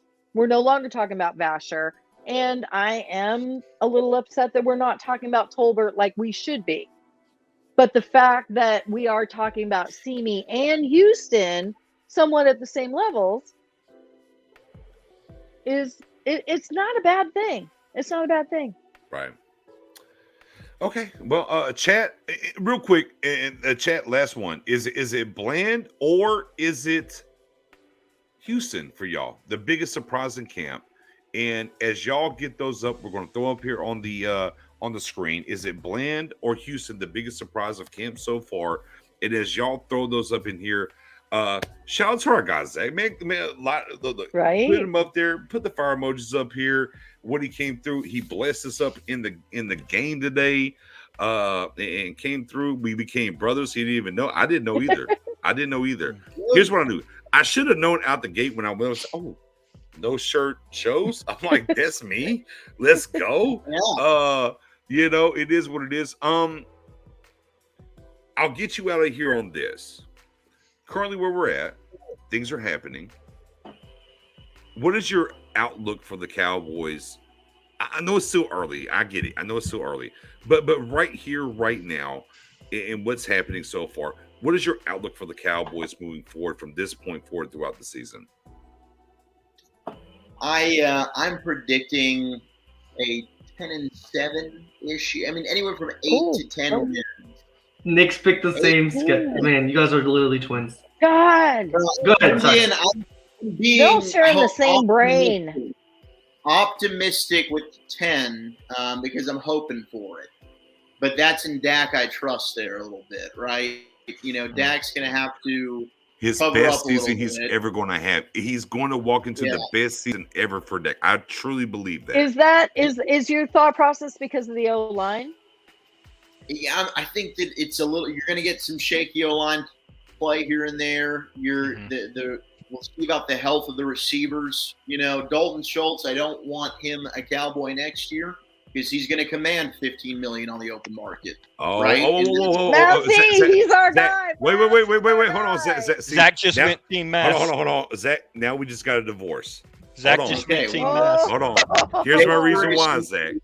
Here's my reason why. Has given you. Don't worry about it, sir. Jake Ferguson will be just as good. Ferguson is a better version of Dalton Schultz. I disagree. Here's the thing. Ferguson can block. Here's the thing. We can tag Schultz and still be under $14 million next year. Why? But I don't want to tag. I don't even. Keep in mind, though, to be fair, Schultz was considered the good blocking tight end when he was drafted. So we can't just say Ferguson's a blocker because he hasn't done it in actual NFL games yet. Like that's Schultz hasn't blocked. No disrespect to Dalton Schultz. Go get your money, man. I just exactly. The Cowboys should spend that on a tight end when they're already so frugal as it is. That's fair. And I do think Jake Ferguson has the upside to give you the same kind of production with as the Dalton youth. Schultz. Not to mention there's Payton Hendershot who looks really good. Yeah, that's what I was about to say. Yeah. Throw that Hendershot in there. Let's get the Hendershot train this going. Team at tight end with Jake Ferguson, McEwen, and Hendershot. The youth of the tight end looks really, really solid. There's no reason to pay a tight end top money when you have that kind of talent behind him. There's absolutely no reason. Yeah. I mean, real quick. What you're going to do whenever Dalton Schultz has like 102 catches and 1,000 yards this year? No, well, it's going to happen, but it's not going. It shouldn't change your opinion in any way. All right, fair. So Zach said, get him in fantasy, but don't lock him up. Contract. Yeah, unless all of a sudden he becomes Darren Waller or Travis Kelce, and this dude becomes a seam field stretching threat. He doesn't have that athleticism. I mean, that's just not Dalton Schultz's game, Fair. But he is a red zone target, and he's really reliable, and you know what you're going to get from him, and he doesn't drop a lot of passes, and I like him, but I just wouldn't be paying that. All right. Well, now on that's a great spot to pin. Because now, Zach, I got a reason to bring you back here, and we get into the Schultz gang in this talk at a later date. Kingslayer has the comment of the night. For sure. Does he? Slayer has Hold a on. comment of the night, man. No, but no, Comment of the night. No, I ain't even putting that up. Nah, I ain't even putting that. No, I'll put it up for Slayer. Yeah, okay, man. Here's the thing. Here's the thing. How about your offensive coordinator doesn't make him block? I don't know, Chandler Jones 1-on-1 for 4, 5, 6, 7 plays. Might help out because there's no tight end that can block Chandler Jones. Are you all blocked by Schultze? No, I'm not. I'm not. Wait, hold on. I'm one of the most critical people on Twitter of him, and he hasn't blocked me yet. So I don't know what's going on. I am not but Jordan Lewis has blocked. Jordan Lewis has blocked me. But Yeah. at least I'm not blocked by either. But at least Mass and X and I are in the same chat. And I think we're the only 3 that are not. It's true. Yeah. It's true. You're not wrong. You're not wrong, Cam. We are. Everybody else is blocked. Here's the thing that blows my mind real quick. Oh, and again, I'm going to give it. Look, Jay Glazer blocked me. I have no reason. I have no clue why. Jay Glazer has blocked me. Look, I've never had an interaction with him. I've never had an interaction with him. The friendliest guy. He's not the friendliest guy in the world. We saw him out there at Oxnard, and he just was not. Like, we tried to say what's up. We were really excited because we're fans, and he just was like not interested, man. Is he Napoleon? Wow. Is that what it's just so short? Is that I don't know. Here's the thing. I never had like an actual like Twitter back and forth. Nothing. Never inboxed it. I gotta go check Jay Glazer's. And then like somebody has shared something and said Jay Glazer. I couldn't see the tweet. I was like, oh, why can't I see the tweet? I hit the tweet. Boom, with the blocks. I'm like, what I do to Jay Glazer? I'm out. I don't think anybody's blocked me. Does anybody else have like you didn't know somebody blocked you and they blocked you? Like, why? Anybody real quick? I don't think anybody's ever blocked me. Yeah. I don't have anybody that matters, but I get the person that I've never spoke to in my life, and they blocked me. Cool. I don't know why Jordan Lewis blocked me. Maybe because like he really hates Dan. He blocked Zach too, right? But like, so if you've ever tweeted anything negative about Jordan Lewis, what he does is after games he searches his name, and so when I'm live tweeting, I'm an emotional fan, and Jordan Lewis, we know how Jordan Lewis plays, right? He'll have like 2 really good games a year, and then he'll have games where he really does not play well. So there was one of those games where he didn't play well, and I said I really wanted to believe it, but I think it's time we all realize Jordan Lewis just isn't that good. And evidently he saw it, and he watched it. Hey, I've talked crap about Jordan Lewis. Not enough. Not enough. But I'm a girl. Oh, you're a girl. Yeah, fair. I'm a girl. Yeah, it's weird. I've been super, super critical all off season of Dalton Schultz, and like people have come at me about him, and I've stood firm. He hasn't blocked me. I don't know why. The beard. Hey, he liked maybe the beard it's the beard. mask. It's the beard mask. Zach, personal question. For those that don't know, how long have you been in radio? So I've been at the Fan for 6 years now. We're going on 7. I did the night show. The nosebleed seats were 3. Let's go to nosebleed. Shout out to nosebleed. Yep. Shout out to Nosebleeds was the best. My favorite show. And then we merged with the G-Bag Nation back in May. So I've been on G-Bag since May. But I've been doing radio. I mean, I had my own internet radio show doing what you guys are doing back when I was in high school. We're talking like 2007. So I've been doing this for a long time. So here's what I want to get you out on. What is the high point in your radio career for you that you hold dear and near? No matter what anybody else thinks, for you personally, what is your high point in your radio career? Oh man, that is a phenomenal question. It probably just happened. Being out there at Cowboys training camp was like a pinch me experience every day. It was, I mean, we literally went from, we have Dak Prescott who sat down with us.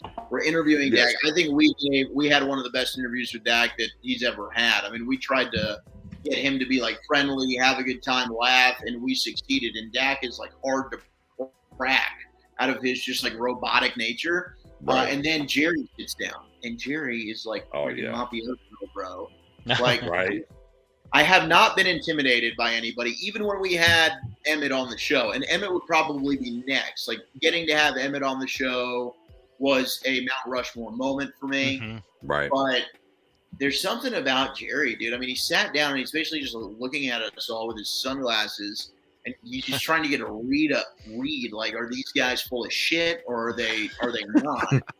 And I just about shit my pants in that very moment. And I wanted to call him out, but it is, it's like people can be their keyboard warriors, but unless you're in that situation, and also that Jerry Jones has the power to just fire you immediately if you really wanted to, he can call up my boss and say, get that guy off the air. Not that he ever would, because Jerry honestly lets us say whatever the fuck we want about him. He enjoys that. There's no publicity, bad publicity. That other station, The Ticket, wants to say, like, we're on the Joneses payroll. Yeah, my ass. And I interned over at The Ticket, okay? I know the difference between both stations, all right? That's a load of bullshit. That's false. I wish I was on the Jones payroll.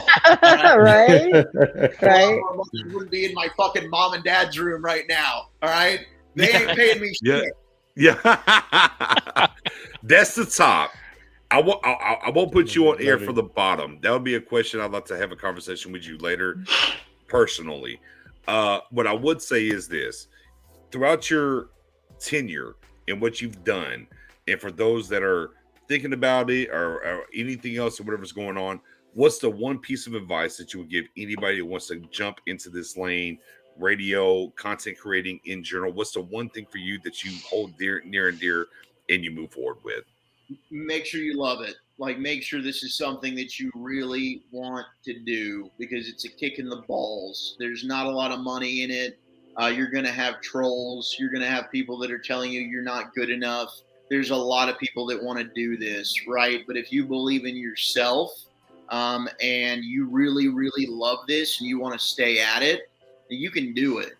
And I'm a testament of that, right? Here I am. I'm living my dream. Like, I grew up in DFW as a diehard fan of the Dallas Cowboys. I'm working for the home of the Dallas Cowboys, and I'm doing it at 31 years old. So you can do it, right? You've just got to put in the work. You got to make $10 an hour for 6 years getting used and abused by your company.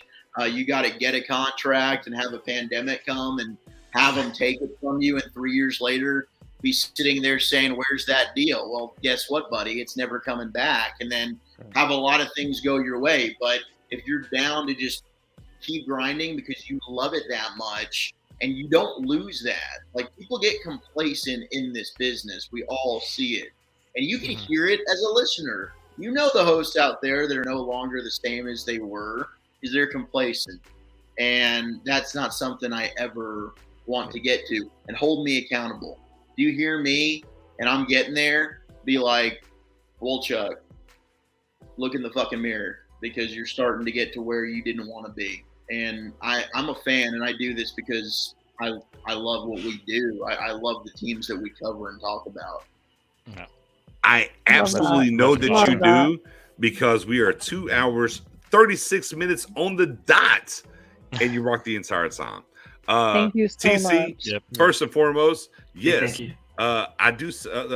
Nick says, last question, more than Jerry Jones says, fair. However, I thought it was important because at times when we have somebody who wants to keep with us and there's different questions, not just about the Cowboys, in general, and how their walk is. And I think it matters for people to hear on the back end, whether we hear it tonight or somebody comes later and hears that. And they stick around for, 2 hours and 36 minutes. So be it. I do think it matters. So absolutely, you already know the drill. We've already did the 5 hours of content on Friday. I mean, I could go play Madden, or I could go to Twitter and do a little bit more time. Go relax, Nick. Take a break. Relax, Nick. I'm gonna go to Twitter because you Madden night, because tomorrow night is game night. It's a late game. You're gonna be on during the game and after. You need to have Madden night. Get your rest on. Get your Madden night on. No. I'll go to the gym in the morning. I'll have Madden day during the day, and then I'll do the live cast for the game. Spoonie's going to join me. Spoonie, you need to get there a lot earlier than an hour later. Oh, I got early morning. I got to go. I'm upstate. Putting you on blast. Putting you on blast. With that being said, coach 3 football games tomorrow.